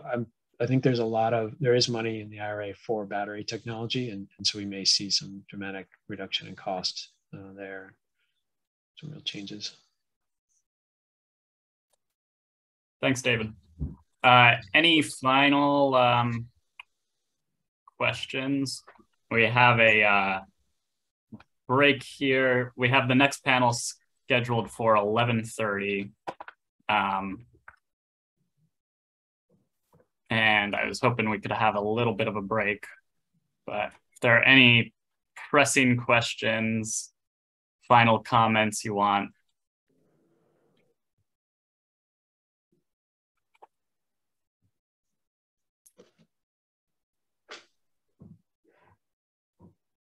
All right. In that case, see you all back here at 11:30. Thank you very much for your presentation, David. We'll be distributing these slides out to everyone who's registered. And see you here at 11:30 to hear about HDC's advocacy work across King County, including our Bellevue inclusionary zoning advocacy, what Bothell is doing in terms of land use reform, and what South King County Housing Homelessness Partners are working on for new sources of capital funding for housing in South King. See you in a bit. Thanks, everybody.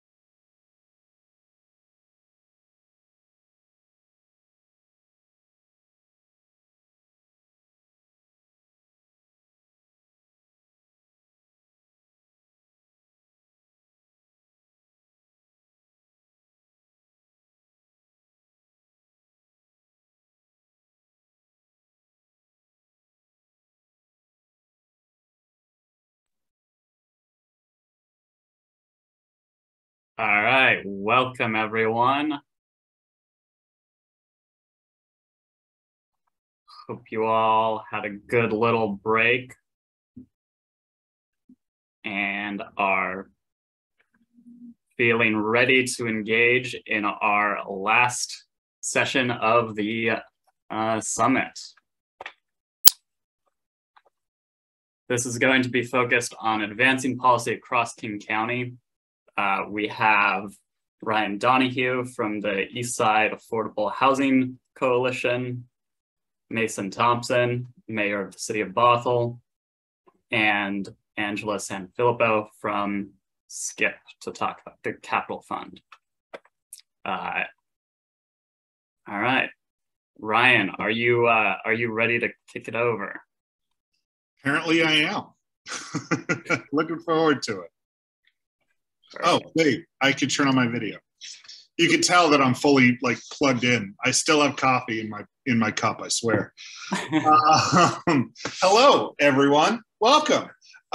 As many of you already know, my name is Ryan Donahue, and in addition to my role at Habitat for Humanity, Seattle, King, and Kittitas County, I am also honored to be able to be one of the co-chairs, along with Molly Judge of Imagine Housing, of the East Side Affordable Housing Coalition. For those of you who don't know, the East Side Affordable Housing Coalition, or EAHC, is a group of about 35, 36. We're kind of constantly growing, so it's hard to keep track. Different organizations that provide affordable housing services, both the development and oftentimes also wraparound services as well, to many of the people who live in those East Side cities in particular. If you happen to be somebody who or represent an organization that serves the East Side, reach out to us. We'd love to talk with you about what all we're trying to do across the board. Chad is definitely one of the people that you can reach out to. He's who we work with frequently with the HDC. You could also reach out directly to me. I am blessed to have the opportunity to be able to talk about advancing inclusionary zoning and the work that we are trying to do in Bellevue with the EAHC. And I just want to say first off that I'm really looking forward to being able to be a part of this panel, particularly with such amazing people like Angela and Mayor Thompson. So thank you very much for inviting me. First thing that's important to note is a really pretty simple thought process. Bellevue's expensive.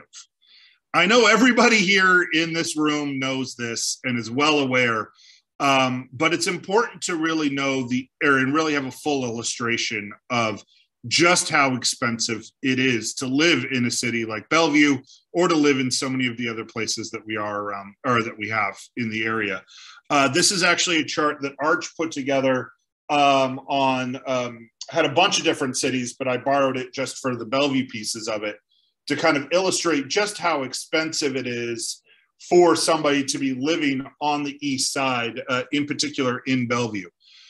Just to kind of illustrate the need and importance for it, right? Even if you're living in Bellevue, they did a vision questionnaire and kind of asking people, what do you think of when you're thinking of Bellevue? What are the words you would use to describe it? I'll note that one of the biggest and most key words there, as you can tell, is expensive. Constantly commented, constantly raised as an issue.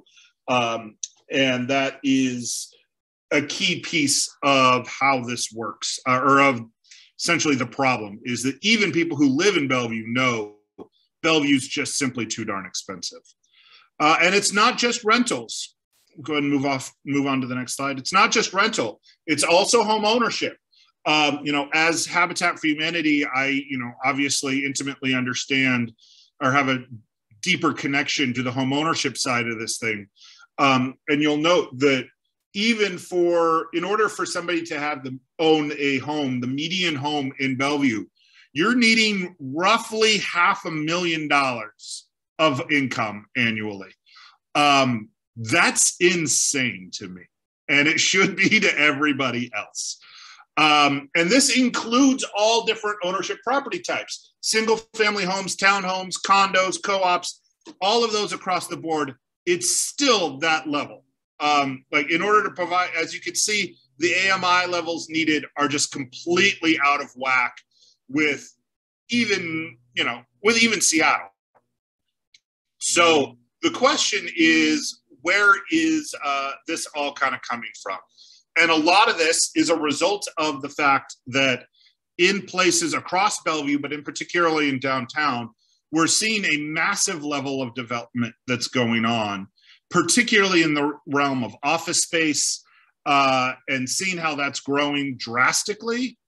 And you can see also, office space, there's, at least this is back in early 2020, so before the pandemic, mind you, they're looking at building 6.2 million square feet of office space that was in the pipeline, whereas 1.6 million that was already under construction. Retail space, as you can also see, is incredibly high. But if you look at what the residential units that were in the pipeline and under construction, yeah, that's a lot more than it was. But there's a big comparison between the two as far as, comparing the residential units with the office space square footage. So it's important to note that really the boom in offices and office space is drastically outstripping housing growth. Whether it is the, Amazon 1.5 or whatever we want to call it, 1.25, 3, whatever the case may be, who knows where things are going with that. But the regular moving of headquarters and places over to Bellevue and the regular growth of businesses in the Bellevue area is definitely contributing to that concern.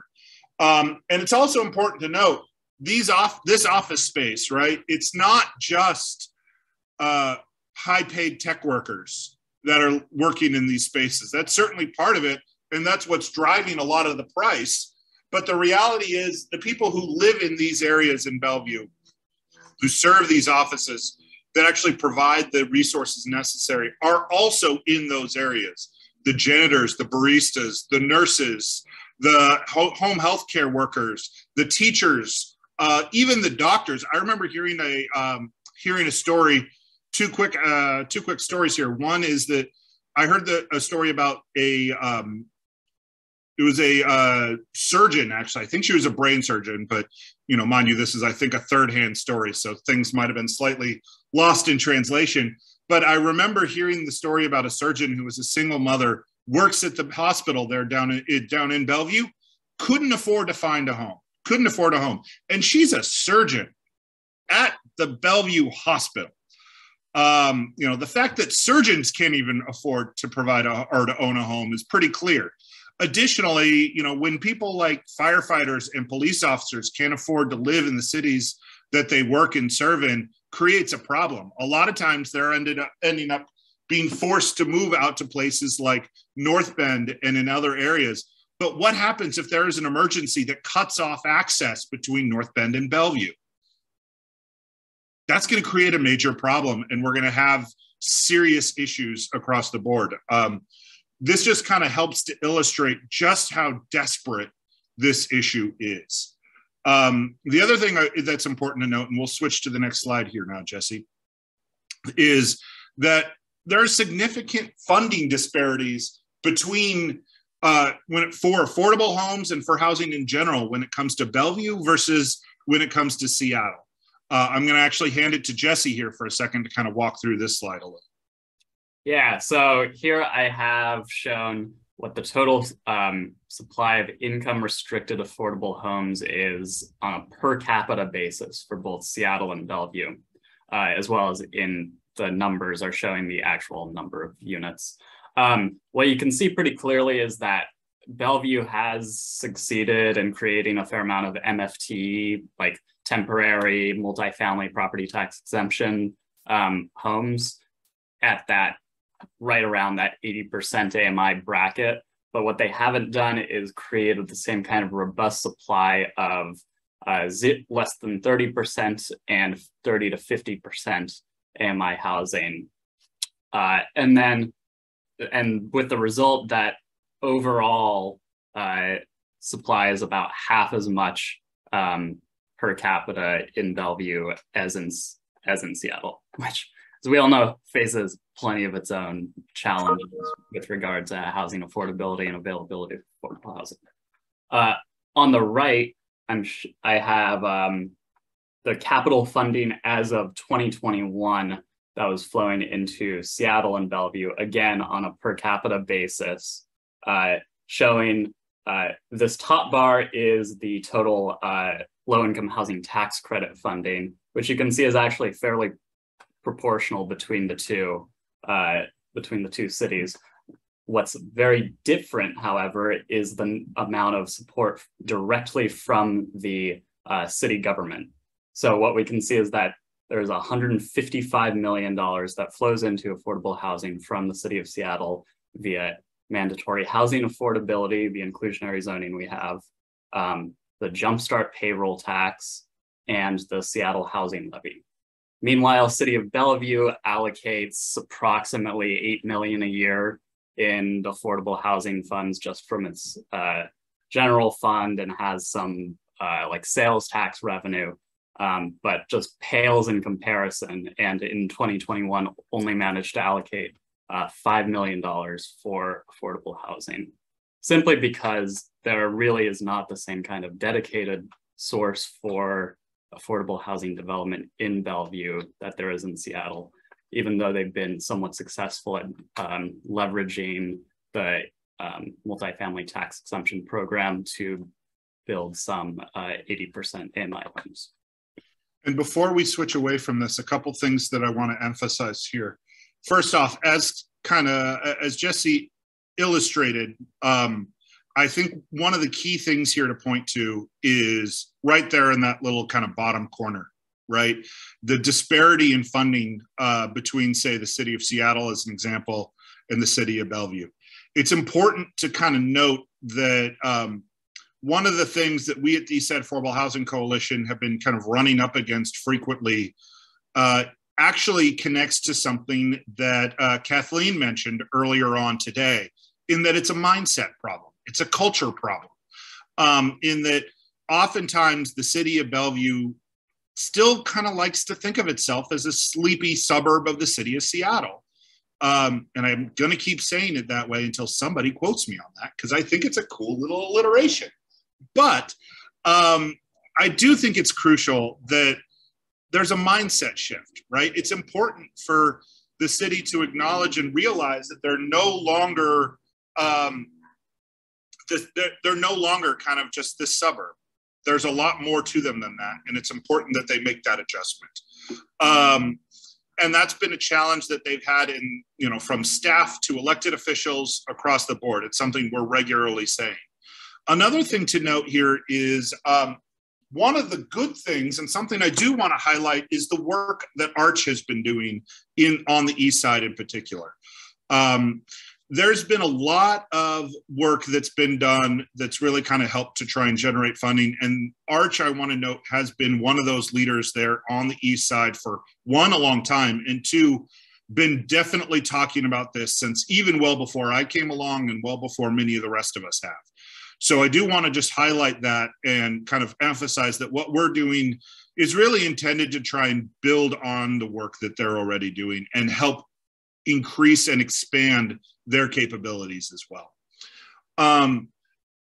It's also important to know that oftentimes the city of Bellevue hates being compared to the city of Seattle, which is why when it comes to inclusionary zoning, which go ahead and slip over to the next slide if you could, it's important to note that Seattle is not the only example of inclusionary zoning, particularly on the East Side. This is actually a little not updated, unfortunately, but whether it is Montgomery County, Maryland, where it's kind of oftentimes been held to be a pioneer doing some of this work. It's actually the sixth wealthiest county in the United States, but has built over 10,000 units of affordable housing, with many units kind of right next door to market rate housing.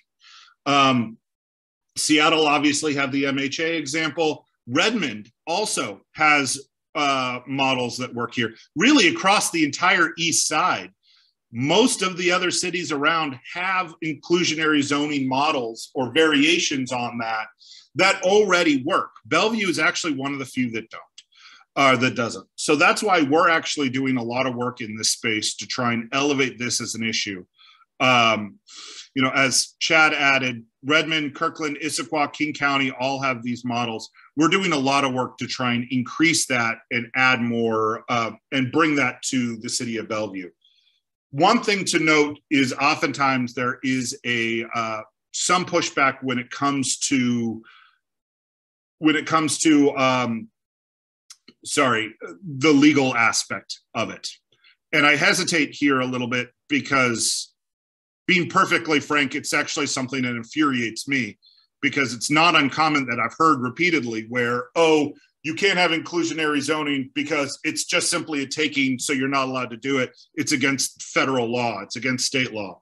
But the reality is there are a lot of ways, as we see in cities all across, not only Washington State, but even across the East Side, that allows for this to be able to happen. So it's really simply a question of making a trade-off, right? And this is something we need to do. In these trade-offs, we're encouraging and really pushing the city to look at making these trade-offs to allow more density, more, higher building levels and that kind of thing, in order to get more housing and have that be the trade-off, not all of these other alternatives in addition to housing, but have housing be the key trade-off. Is if you want to build bigger, you want to build denser, that's fantastic, but we need to have affordable housing as a part of that.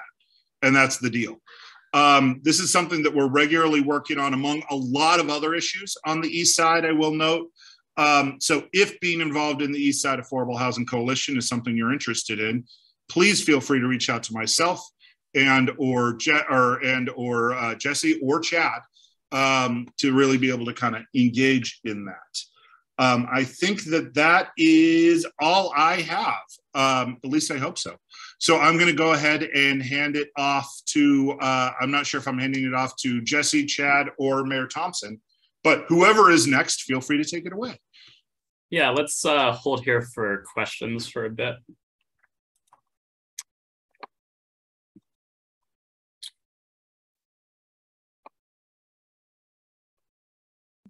All right, I have one. How does the East Side Affordable Housing Coalition fit into this other thing I've heard about called the East Side Housing Roundtable?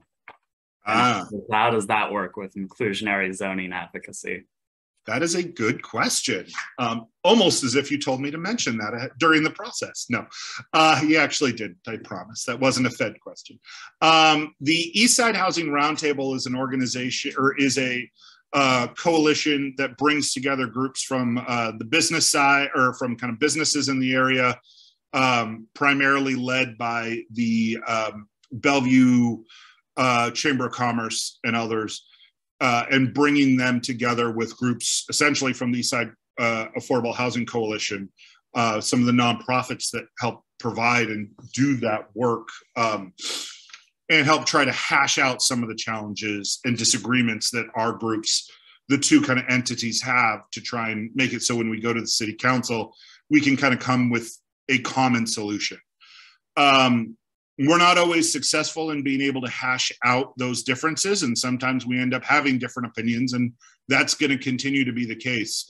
We're lucky that Patience actually is one of the co-chairs of the East Side Housing Roundtable, and is able to help be a really strong champion for that work, and for the work that we're doing to help make sure that the nonprofit voice is elevated and the affordable housing voice in particular is elevated. When it comes to what's being done on inclusionary zoning specifically, we're actually working, both groups have essentially created task forces to kind of come together with some potential solutions that kind of illustrate what our arguments are, and we're going to try and come up with some middle ground options where we can. At least that's the goal. And I will note that, if that doesn't end up being successful, we're not able to find that middle ground, then we're going to continue to fight for it regardless, because this is something that's crucial that we bring not only to Bellevue, but really across the East Side. I hope that answers your question, Jesse. Yeah, thanks, Ryan. Okay, question from Bambi. 100 years of exclusionary practices around race and class is more accurate than sleepy suburb. I might interject that sleepy suburb is a little bit embeds that concept of exclusion of race and class. Bellevue is much more diverse now. How can we leverage a knowledge of the past to activate for the present and future? I think that's a good question. And I would note, I also think that Bambi's 100% right on the way that she characterized that. I think the reason why I like Sleepy Suburb is the alliteration on that, admittedly. But how do we leverage a knowledge of the past in order to be able to activate for the present and future? I think part of that is elevating that, is continuing to highlight that as a reality, as what the situation is today. Because I think frequently when we talk about these issues, to this day, people don't realize, I mean, everyone in this room does, or at least I suspect does, but people don't realize the connection between the redlining of the 1920s and 30s to our modern day zoning policies that we have today, and continue to have that. I think that we are seeing a better understanding of that now, and that's an issue that's being regularly elevated. But I think we as organizations and as housing providers need to do a better job at making sure that that is something people start to learn. We at the Affordable Housing Coalition are regularly talking about that and trying to elevate that, particularly at the city and county level when we're having conversations with staff members as well as elected officials, and making sure that that's something that we realize. But I do believe that that is, I think what Bambi brings up is a crucial piece of that, and helping to shine a spotlight on that in particular is going to be crucial in order to help leveraging that knowledge, is making sure people actually know and realize the impact that those policies have had. Thanks, Ryan. I think that's a pretty good segue into our next piece of the panel, land use reform in Bothell, to talk about how to convince your average middle-class suburban homeowner why it is that they should support zoning reform in their backyard. I'll turn it over to Mayor Mason Thompson now. Awesome. Thank you, Jesse. Yeah, if there's anybody here who hasn't read The Color of Law yet, you should, because it is startling how much we collectively, our government, has at every single turn, quite frankly, just oppressed brown and black people in favor of white people when it comes to housing. That's not what my presentation is on, so I'll stop there. But I love to hear that call out there. I'm going to go in a little different direction. And like Jesse said, talk about mostly how we're having the conversation around land use reform in Bothell. The status quo in housing, it hasn't just broken housing. And I think that's really important to point out, because if the fact that a lack of housing is causing really big problems were enough to make the change we need, this event wouldn't be necessary. But that change hasn't been made. And I probably don't need to point out to this room that there's still quite a bit of resistance against land use reform to build more housing, in spite of the fact that allowing more housing to be built is something that both of our partisan sides should, in theory, be in favor of. It takes ideals from one side of the aisle: fewer government restrictions, better allow the free market to meet a need, more freedom for people to do what they want with their property. And it accomplishes goals that the other side of the aisle says are their top priorities: climate, equity, and justice. Housing is a human right. On top of the fact that we know that housing first eliminates a whole host of other problems that we're struggling to address right now. I think fundamentally everybody knows it's better to build more housing to address these issues, despite the disingenuous arguments we hear sometimes. So why are we losing? Why can't we even get a missing middle bill through our state government? Well, my take is that while everyone knows it's better to build more housing to address these big, huge societal issues, a lot of people who are housing secure don't think it's good for them. People say not in my backyard because they think that more housing means a lower quality of life for them, and they're not willing to sacrifice for the greater good. So if we want to make progress on land use reform, To be honest, and maybe I shouldn't say this here, I don't think we need to convince people that there's a need. I don't even really think we need to convince them that more housing is the solution. I think what we need to do is convince them that more housing is good for them. Now, if you want to reach people to change their mind, you have to speak to them in language they can hear. You have to use their words, and you have to talk about the things they care about. And I think people do care about housing affordability. But there are two other things that seem to bubble to the top along with housing affordability in these conversations that, quite frankly, most housing secure people care about more. So as we have this conversation in Bothell, we do our best to center it around how more housing helps with the other problems our community has identified. How more housing isn't just good for the people who need housing, but it's also good for people who are housing secure. And there's two things before I get into the slides. The first one is transportation. You know, I've never heard anybody come into our council chambers to oppose new housing and say, you know, I already see far too many neighbors when I go for a walk in the evening. We don't need any more people here. Nobody's like, you know, the streetscape is far too vibrant now. There's too many restaurants downtown. I don't like it. No. People fundamentally don't mind other people. We like our neighbors, generally speaking. It's almost always about cars when people come in to talk and oppose housing. And to be fair, it's other people's cars. My car is righteous and necessary. Your car is traffic. And it's also in the parking spot that I would like to put my righteous car in. Bottom line, besides my jokes and talking points about cars, the failures of our transportation system are at the heart of a significant amount of the resistance against building new housing. So we need to talk to them about how building new housing will actually help with that. And I'll get into that in a little bit. The second piece that's on the mind of everybody is the budget. I think Bothell's in a similar place to a lot of cities in that our expenses are going up a lot faster than our revenues are. Now, land use for sure controls how much housing can be built in Bothell, but it also controls every dollar that comes in. In order for us to realize any tax revenue, we first have to allow an action to happen on a particular piece of land, which is funny because almost every piece of our land use code restricts what you can do and, by extension, the revenue we can receive. Now, if we don't reevaluate what we're going to do with land use, we're going to have to keep cutting service levels and raising taxes.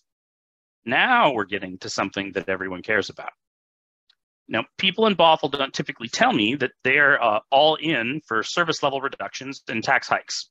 Don't hear that on a regular basis. So I am keenly interested in what a third way would look like because I have to try to build more housing and also win a popularity contest every 4 years. So we recently hired a firm, Urban3, to do a financial analysis of Bothell's land use, and we found some really interesting things. And Jesse is pulling the slides up. Awesome. So we have a couple pictures up here. This is a geospatial map of land value per acre in the greater Seattle area and then just Bothell. And obviously, I shouldn't say obviously, but the higher the peak, the higher the land value. Now, there aren't a whole lot of peaks in Bothell, you might notice, which seems like it could create a problem if you, like me, are looking to build a solvent city. More housing is a solution to our infrastructure problems, which is mainly the problem that we have no idea how we're going to pay to keep it up. You'll probably also notice as you look at this map that land value per acre is a pretty good stand-in for something else. Housing availability. Look at all those peaks aside from the ones that are right next to the water. Generally speaking, the more people who can live somewhere, the more value local government can realize off that land for the same linear feet of roads, water, sewer, and so on. I'd like to make sure that the new development we allow in Bothell pays its own way, rather than allow development that the rest of the city eventually has to subsidize. Don't you agree, Mr. Taxpayer? All right, let's move on to slide 2.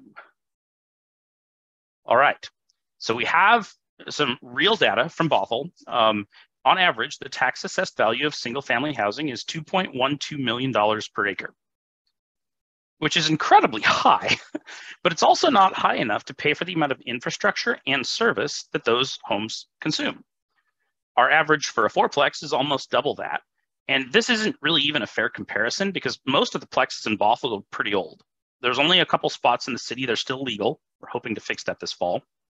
And in most of those spots, they're not the development type that pencils out the best for builders. So we have some, but we don't have a lot, and they're not getting built very often. We see townhomes more often in those mid-density areas. But look at the Bush Apartments here. Look at this small boy. 6 apartments, built in 1925, and it's still up. Super modest, but it houses 6 families on a 3,800 square foot lot.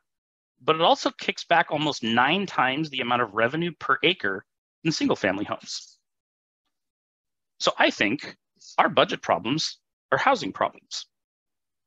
We don't allow enough people to live here to pay for the service and infrastructure maintenance that our constituents expect. Many hands make light work, and wouldn't it be nice if we had a few more hands to help pay the bills? I would like a few more hands. I mean, if anybody wants to come pay my bills, they're welcome to do so too. But despite what we hear sometimes in email, I don't get a lot of that developer money flowing my way. It's the weirdest thing. Can you go on to the next slide? Now, middle housing's good. Middle housing's cool, but it's not going to solve any of our problems on its own. We also just need big multifamily apartment buildings to get built. And we've seen quite a few of these go up in Bothell over the last few years. Check out that revenue per acre. Now we're talking, right? I mean, 18 looked pretty good on the last slide, but now we're up in the 40s and even 50s. Building more housing doesn't just help solve your housing problem. Now, these buildings help with revenue per acre, but they also help with cost per resident. We don't have that analysis yet, but one of these buildings houses hundreds of people. And there's the same linear feet of road, water, and sewer outside, regardless of how many people live there. All right, next slide. Now we're going to go just outside the area we allow these types of buildings because in our downtown, we have like 4 different zoning codes. I think this is downtown transition, we call it. Now townhomes bring us a bit over 7 times the revenue per acre that single family homes do. Still not as much as that 6-unit building from 1925. But it's still a third of what the properties next door do. So as I look at this and we do our comp plan update, like, was it really wise of us to step down from 5/1s to townhomes just a couple blocks from downtown? I mean, to me, that looks like a huge revenue cost for a long time for really similar infrastructure costs. And at the same time, we've housed far fewer people. All right, next slide. This one is super interesting to me. This is the composition of Bothell. This is what makes Bothell. And buildings are 11% of Bothell. Meanwhile, we've paved almost 18% of Bothell to drive around on. So pushing 20% of our land going to transportation. And with that much of our land going toward transportation, do you think people are super satisfied with the transportation system in Bothell? No, they're not. If I had $1 for every time I've heard the infrastructure hasn't kept up with the growth because people don't like traffic, I would be able to take my wife to lunch. Now, we have enough roads just inside Bothell to make a 2-lane highway to Spokane. But we also, like most suburbs, haven't really been keeping up on the maintenance. We've estimated it would cost $130 million to bring our city-owned roads up to an acceptable level of maintenance. When I was new on council, I was pretty shocked to hear that. So I asked what our plan was to pay for that. The answer I got, we'll have to figure something out. I'm like, oh, cool. So nobody has any idea what they're doing about this, which is also like the secret of being an elected office is you realize that nobody knows what they're doing and everybody's just guessing, trying to figure things out. So the real answer here is that we need more people to generate tax revenue who don't require more roads to drive on. We need development that brings in more revenue than it costs. And right now we have a lot of development that costs more than it brings in. The last point I want to make with this slide is that obviously buildings create revenue, roads and parking create expenses. So which do you think we restrict in our code and which do you think we require? we say you can only put in a little bit of housing here. We restrict the units per lot. We restrict the lot size. We have setback rules. We have parking minimums. We have all these rules that restrict how much housing you can be built, that can be built. But you have to put parking in. And then we wonder why we have budget challenges. All right, next slide. I'm sorry if I'm going long, Jesse. I get chatty. Every day, 28,000 people commute into Bothell. They're driving on our roads anyway. They're taking our parking anyway. If we restrict housing growth in Bothell and people who work here move north, generally, to jurisdictions they can afford, or who will just allow more housing, we get all the cars, but none of the people, vibrancy, and revenue that come from housing people in your community. There are also 20,000 people who leave Bothell every day to go to work. Now, what if those communities built enough homes in their cities so people could live closer to their jobs? Under the status quo, we get all of the traffic from people leaving, and they get all of the traffic from people arriving. The truth is, the closer you build housing to everything else people need, the less people have to drive. And you guys, traffic is just people driving cars. Sprawl drives more traffic. Infill reduces it. All right. That's my last slide. Just in closing, a couple things. The good news is that you guys, in time, we're going to win these arguments because the status quo has no argument that holds up to scrutiny aside from visual preference. Like I moved here in 1986 and I liked it better then. Like that's an argument. It's not a particularly compelling one in my mind, but they don't have answers how to make transportation better. They don't have answers on how to create housing abundance that's actually attainable for people. Ultimately, the status quo's caused the very things that my constituents in Bothell wish would be different. A solution is necessarily going to have to change things. Now, what they do have on their side is inertia, but that won't last forever. So for everyone here, take heart, keep working. I know we don't get as many wins as we'd like, as quickly as we'd like, but the future has a lot more electeds who are closer to the problem. There's a really big generation gap in how we have experienced housing. And typically the generation that makes policy decisions is the generation that's far more housing secure. Now, the sooner we can convince those housing secure people that housing abundance is good for them, or at the very least neutral, the sooner we can start to make a bigger difference for the people that all of us want to help. So we'll keep at it in Bothell, and all of us together will help make the world a better place. So thank you all for your time. Thank you very much, Mayor Thompson. We've got a couple of questions from Dennis in the chat. First, about, are there any affordability requirements on some of those new buildings? And I might add on to that. Could you talk a bit about like the relative affordability of new apartments relative to existing single family homes? Let's see. Sorry, what was the first one again? Are there any affordability requirements on those new buildings? Like, is there MFTE inclusionary zone? There aren't. So the last time our comp plan was updated, we had I think Joshua Freed was the mayor back then, and there aren't currently any of those in our downtown code. We're going through our comp plan update again, and we're going through and looking at some mandatory inclusionary zoning as a way to lower parking requirements, and then we'll look at that in our comp plan update this go around as well. What was the second one? About housing affordability more broadly. Yeah, basically, like, are the apartments that they're building actually affordable for people? Yeah. Okay. No, not really. They're pretty expensive, but more housing is better for affordability than less housing. I'll use a fourplex example. Let's say we've got a tear down in Bothell that costs about $800,000, and somebody builds a fourplex, and there's 4 different units, and they can sell 4 of them, and they're $800,000 a piece. That's a huge win for housing affordability, even though we haven't provided anything for people that can afford less than $800,000, because there's 3 people now that can afford an $800,000 home that aren't competing to bid up existing stock. So more housing is just as much of a good, I think, as subsidized affordable housing. And the good news is the more housing we build, the fewer people we're going to have to subsidize it for. So, when I talk about zoning reform, I'm primarily talking about just allowing more housing to be built. I don't know the percentage of people that live in subsidized housing as compared to market rate housing, but almost everybody lives in market rate housing. So if we don't include market rate housing as part of the solution, I think we're losing.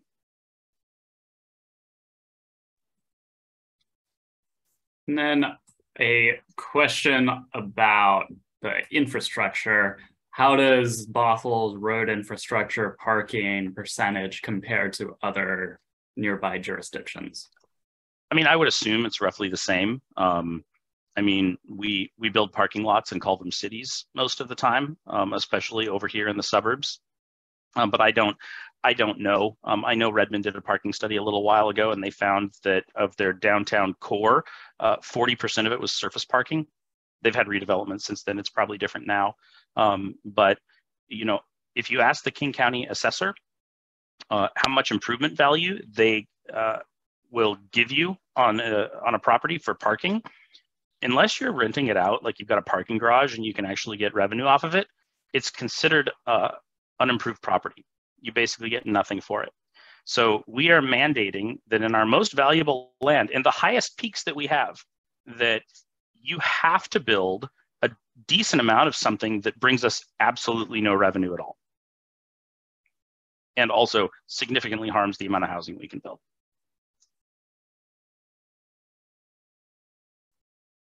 Any further questions for the chat?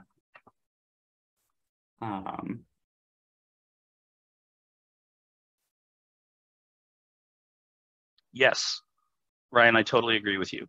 When I advocate for more housing, I am not advocating against subsidized affordable housing. Like, we need all of the above. And if it came across as me saying we don't need that, then I came across incorrectly, and I'm sorry. You know, what I want to communicate is that when redevelopment happens, even if there's not subsidized affordable housing in there, that's still a good thing. And that still helps us move the needle, not that we don't need subsidized affordable housing. That's certainly something we're looking at right now.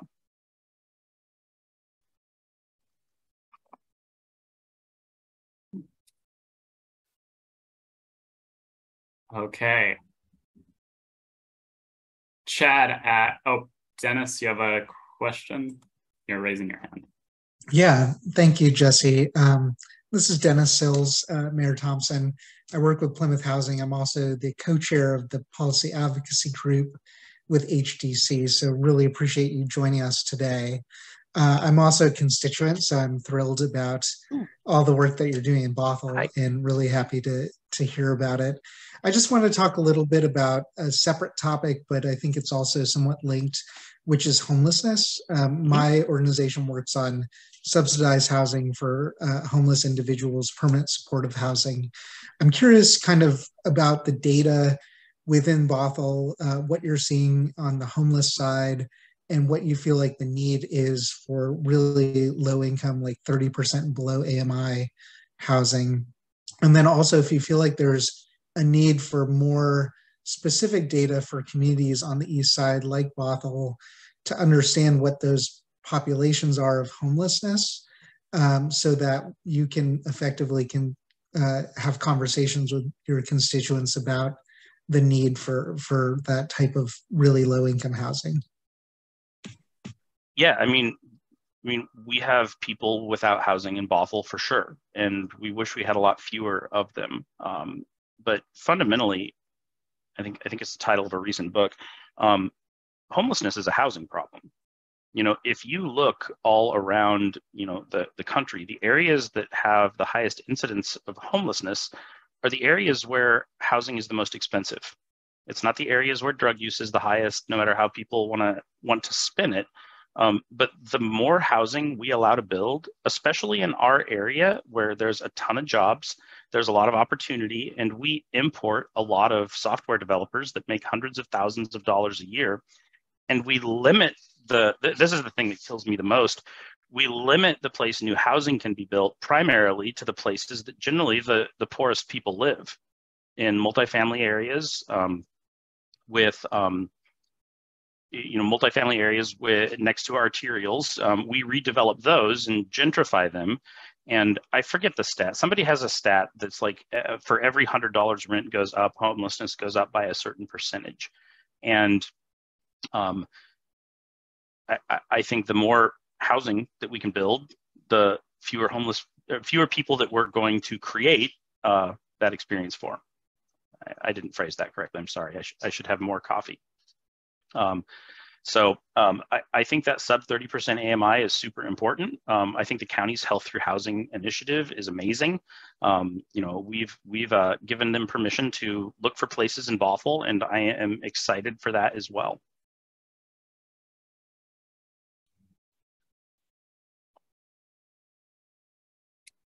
All right. Thanks, Mason. I'm gonna just address what Kathleen wrote in the chat here. 4% of the housing in Bothell is affordable to people in the 50 to 80% AMI category. And there's a whole lot of people in that income category, and that's a really, really big problem. The one thing where I think just we have a disagreement, Kathleen, is that I think that if we would have been building a lot more housing over the last 10 years, that market rate housing would be more affordable for those folks. Now, would it have fixed the whole problem? Probably not, but I think it would be better. So again, like, guys, I'm not here to tell a group of people that advocate for those among us that need the most help that like market rate housing is going to fix all of the issues. But we can't address this without market rate housing because it drives the problem. When rents go up, homelessness goes up and people get displaced. And the more market rate housing we can build, the more we can mitigate that. Yeah, and I'll just add, there's been some recent interesting academic studies showing about how like filtering chains work with regard to like new construction, showing how, construction of new housing that, is unaffordable will free up spaces down the income spectrum. There's a Chicago-based study finding that after you accounted for vacancy, about half of the units ended up filtering. I'm going to turn it over now to Angela to speak about, the other key component of advancing affordability, which is funding for low-income homes. She's got a different regional focus here, South King, and going to talk about some of the like really innovative work or a new and unprecedented direct public fund for affordable housing in South King. Thanks, Jesse, and thanks to the fellow panelists. I think this is a great opportunity to hear about different approaches happening across the region. So really just appreciate the opportunity to be here with you all in this space, talking about South King County and specifically about the work that SCIP has been doing to increase investment in affordable housing in South King County. So you can go to the next slide. I do want to take a minute to talk about SCIP a little bit and talk about South King County for folks. I think it's really important to introduce you to us as an organization, as well as highlight some of the key kind of demographic differences and housing differences in South King County before really talking about our SCIP Housing Capital Fund towards the end. So just a little bit of where I'm going. So using ARCH on the east side as a model, which Ryan talked a little about in his presentation, ARCH really is a model in our region for that regional partnership for local governments working together to address affordable housing needs. And SCIP was really formed modeling after ARCH, and we began our work together as a formal organization in 2019. So SCIP itself is 11 jurisdictions across the South King County area, including the cities of Auburn, Berrien, Covington, Des Moines, Federal Way, Kent, Maple Valley, Normandy Park, Renton, and Tukwila, and King County representing our unincorporated areas in the South King County region. Our mission is really working together collectively to take a coordinated, comprehensive, and equitable approach to addressing our housing needs in South King County. So the next slide, go ahead, Jesse. This, I'm sure you all are well aware of and pretty familiar with this very high number for the median income for a household of 4 in King County. And you can go to the next slide. But affordable housing really means different things to different people and different households, and it varies drastically throughout the region. So while incomes have increased in many parts of the region and for many households, overall, the South King County region has significantly lower median incomes. And you'll see just a comparison of one of our South King County cities to Seattle, and then Sammamish on the east side. And go to the next slide. South King County has long been one of the most affordable parts of the county in terms of housing, providing much needed housing for families, individuals, and people working throughout the region. But that affordability is declining, and our communities are increasingly burdened by unaffordable housing.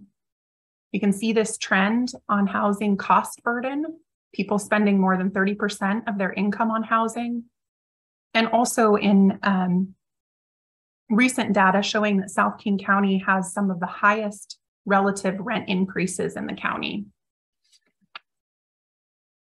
Next slide.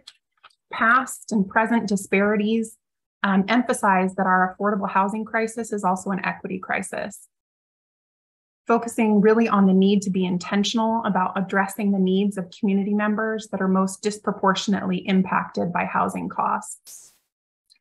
We know, you can go to the next slide, we know that those that are most disproportionately impacted by housing insecurity are Black, Latinx, and other people of color households. We see this not only in data on cost burden, which is shown on the screen, but also in eviction data, risk of displacement, and the rates of home ownership. South King County is home to many of these communities. You can go to the next slide, Jesse. Regional efforts made to map displacement risk show that much of the South King County region is at high risk of displacement. Thanks, Jesse. Over time, South King County's affordable housing relative to the rest of the region drew immigrants and refugees, as well as low-income families forced from Seattle by the rising housing costs.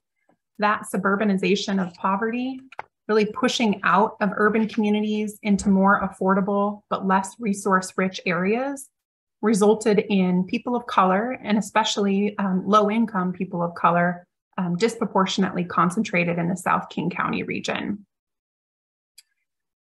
So next slide, not only are South King County communities at risk of displacement, we actually see recent data showing that displacement, and so showing the change in our lowest income and most vulnerable neighborhoods really changing in the region.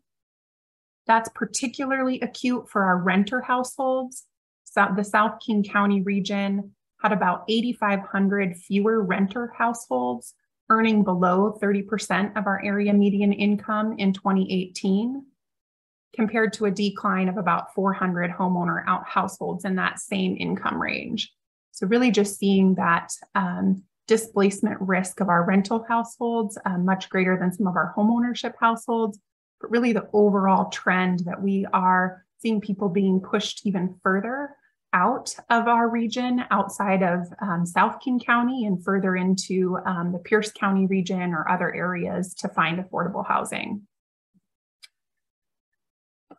This unaffordability has been further exacerbated by the low levels of housing production. This is probably not news to anyone on this call today, but between 2010 and 2019, South King County jurisdictions built about 7.5 new housing units for every 10 new households in our region. Like many of our jurisdictions, this resulted in an underproduction of housing units that has really continued to strain our housing supply. And really that is shown in the impact it has to South King County households and the inability to find housing that meets their needs. So Jesse told me that this panel was supposed to energize folks and hopefully to end your summit on a really positive note. So far, I think I'm probably disappointing you maybe a little bit, Jesse, but here's where we get into a little bit more of the positive approach in terms of what we're doing about our affordable housing crisis in South King County. So through our SCIP member jurisdictions, we've created the first of its kind South King County Housing Capital Fund. Compared to ARCH and the city of Seattle, which I'm so thankful to have seen some of Ryan's slides ahead of time, we're in our infancy and our available funding is quite small, but pooling the resources that we do have in our cities provides a local funding opportunity into affordable housing, both construction and preservation, and really demonstrates a political commitment and support to help meeting our affordable housing needs. You can go to the next slide. 2022 is our first funding round through that Housing Capital Fund. And this really shows just the level of funding that we have available. We have pooled resources that amount to about $1 million per year. That will be over the course of the next 20 years based on legislation to recapture sales tax credits. And we do have an advisory board that really helps to inform our funding and policy recommendations and make sure that we are really grounded in information from folks that are working directly with households across the South King County region that are most disproportionately impacted by housing. And then the next slide just highlights the priorities that were identified, brought forward by our community advisory board to address South King County's most pressing housing needs. And really we're in the full swing of that application process with applications due by September 15th and funding recommendations coming before our executive board in December. You can go to the next slide. It just has a brief timeline of our application process. And really, I just want to end by acknowledging that SCIP's fund is, as you saw, just one small piece of the funding needed. It's our first year to demonstrate success and also show that political will and ability to fund affordable housing and provide local resources into housing. But the housing need far exceeds the resources that are available to meet that need. Here's where we all come in, you all as well as SCIP, and thinking about how we can advocate for funding through new and existing sources at all levels of government, and also through partnership opportunities. We believe in the South King County region, and I think across the board, that our housing needs really need to be met in partnership with private and philanthropic institutions as well, that share that vision of creating an equitable approach to creating and preserving affordable housing across our region.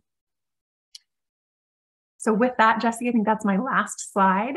I know we're at the kind of the end of the time, but happy to address questions as well.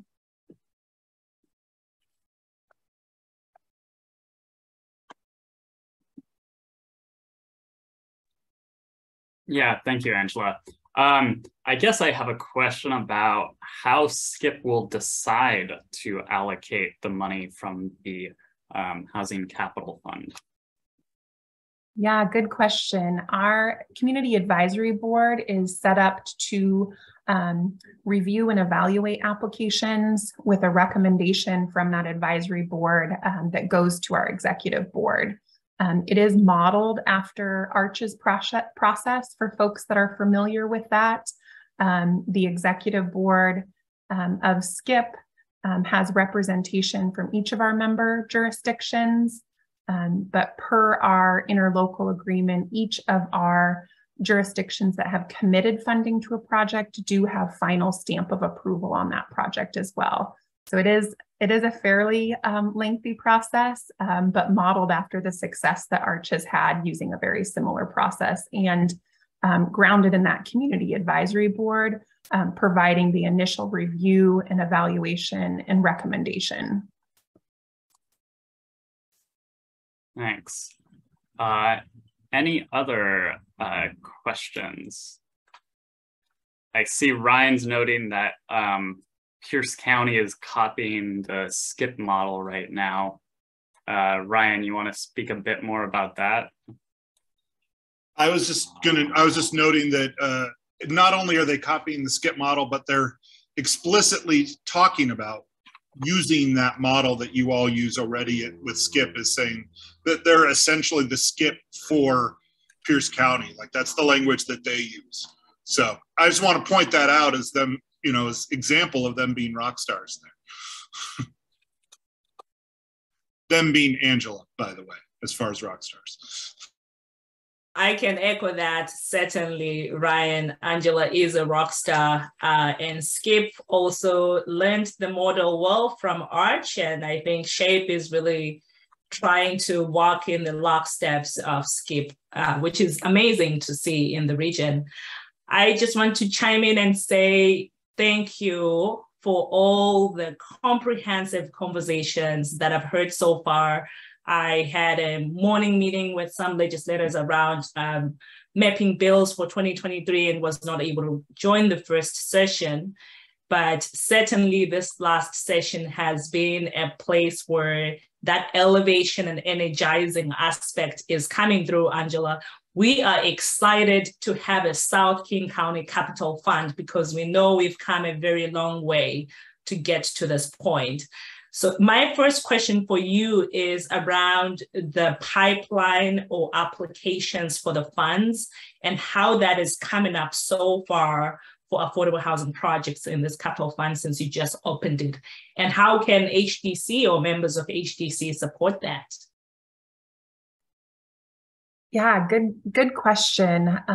This being our first year, I think we're really excited to see the interest of projects that have been in the works for some time, but really missing some gaps in funding.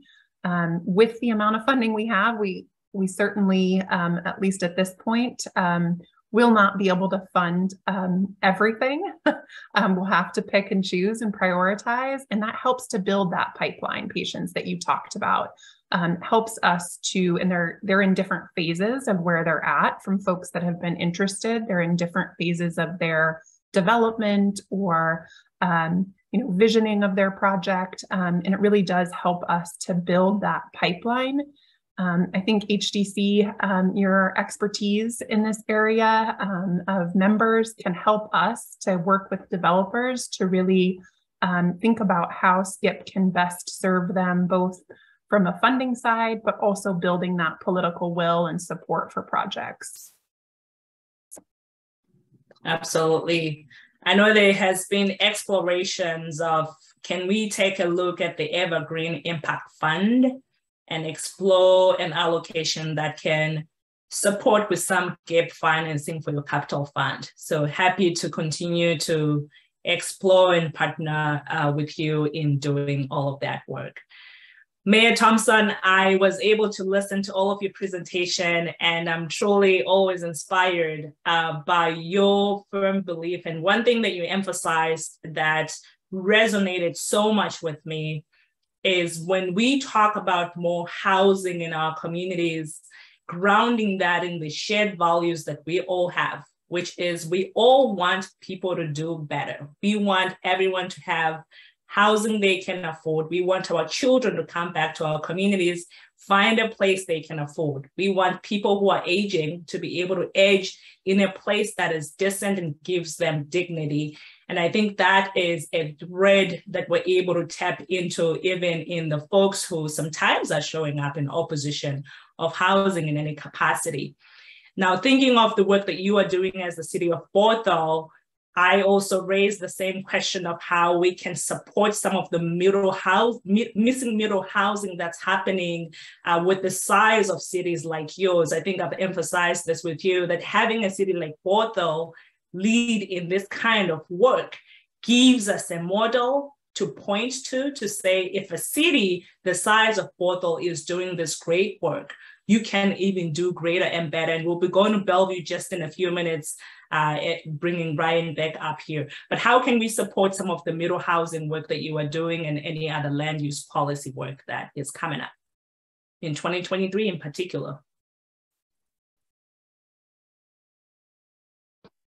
I've got to pull this down first. I don't have anything off the top of my head right now. We have that coming back. I mean, you guys have been great about just speaking, giving public comment, and when it's at the Planning Commission, and I think that's really helpful, just to have your reputation behind that when we're making this decision and our communities watching the discussion.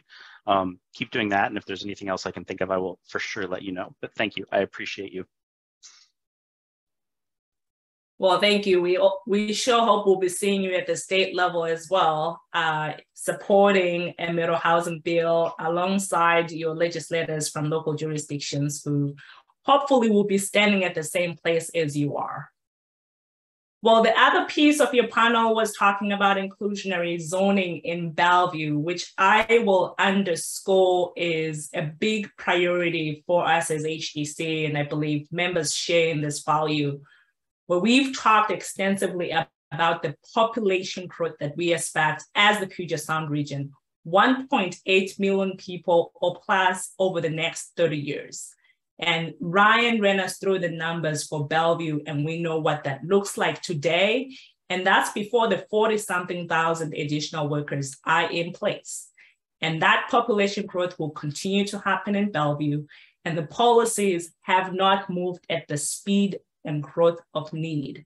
And we are at a place where advocating for inclusionary zoning in the city of Bellevue becomes really the bread and butter of what we'll be focused on in East King County. And it's not just inclusionary zoning in a loose term. I think we need to start emphasizing that it is mandatory inclusionary zoning. The city of Bellevue, I will underscore, actually had a mandatory housing and mandatory inclusionary zoning program in place. They repealed it in 1996. And we need to go back to the basics of having that program in place, especially with the level of growth that the city is expecting. I think Dan Landis elevated something that's very important to know. There is very organized opposition to inclusionary zoning currently. And we need to organize, and the work of the East Side Affordable Housing Coalition is really at this point, the point of influence that we are building on, adding so much time to and capacity, and inviting all of you to coalesce around the work to really get it across the finish line. Ryan, are there any aspects that you would like to elevate or opportunities coming up soon around this work? Well, I will say one of the things that I would add, you just stole as far as Dan's comment. And I do think it is critical that anybody who's interested in this work get involved and become a part of this as quick as possible. This is something that we are working on actively right now. Last week, we started our conversations. Dan was one of those that was involved in this work. And there's a lot of others that have been a part of this and are continuing to. But if you want to get involved, the first thing is become a member of the East Side Affordable Housing Coalition. Reach out to Chad, reach out to me, talk to us about what, about being interested in asking where you can get engaged and where you can be a part of the conversation. Because like was already mentioned, we need more voices at every level in order to make this happen. I didn't even know, for example, that what Patience just added about it being allowed in 96. But the same forces certainly that likely were behind the repeal in 96 are still there today and are probably the core of what's pushing back against it right now. So the more that you can get involved, the more you can raise your voice, the more you can talk about this to the city council folks in Bellevue in particular, and to the planning commissioners there, the better off we're going to be. So really my short answer is, if you want to get involved and be a part of it, reach out to myself, reach out to Chad, and get engaged, because we got work to do, and we'd be happily get you plugged in. So thank you. Well, thank you.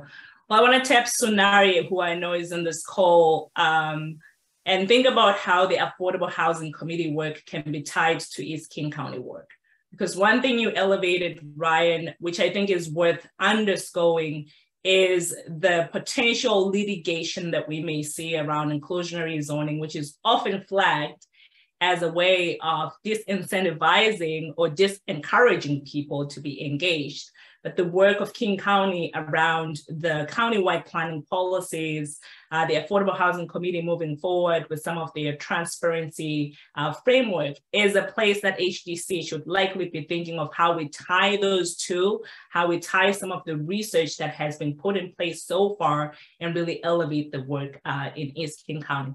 So Nari, if you want to speak just from your vantage point at King County, how you see this tying to HDC's advocacy work. Sure. So, you know, the county staffs the King County Affordable Housing Committee, as Patience mentioned, which is a collection of elected officials and nonprofit and private sector leaders trying to advance affordable housing throughout the county. It's really kind of a how do we all move forward together. I think of interest to HDC, there's probably three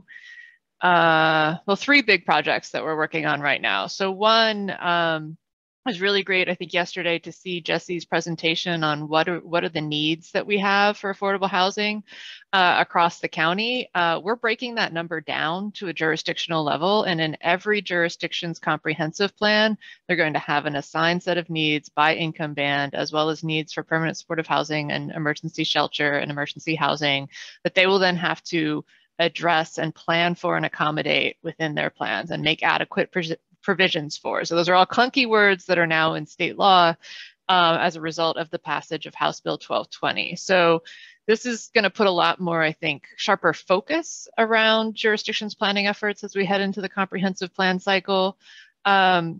And there's a lot of work to track this coming fall. Patience, this makes me think, and Jesse, that we should probably pull together a lunch and learn later this fall to just kind of explain to members where we're at in the process. We had some great ones early on in the countywide planning policy process, but now we're kind of at that cool implementation where it might make a difference planning phase that I think is really great. So that's one, like expect targets by jurisdiction. So like how many housing units are really needed in the city of Seattle and Bellevue and Issaquah at those, you know, at those different income bands, 0 to 30, 31 to 50, et cetera.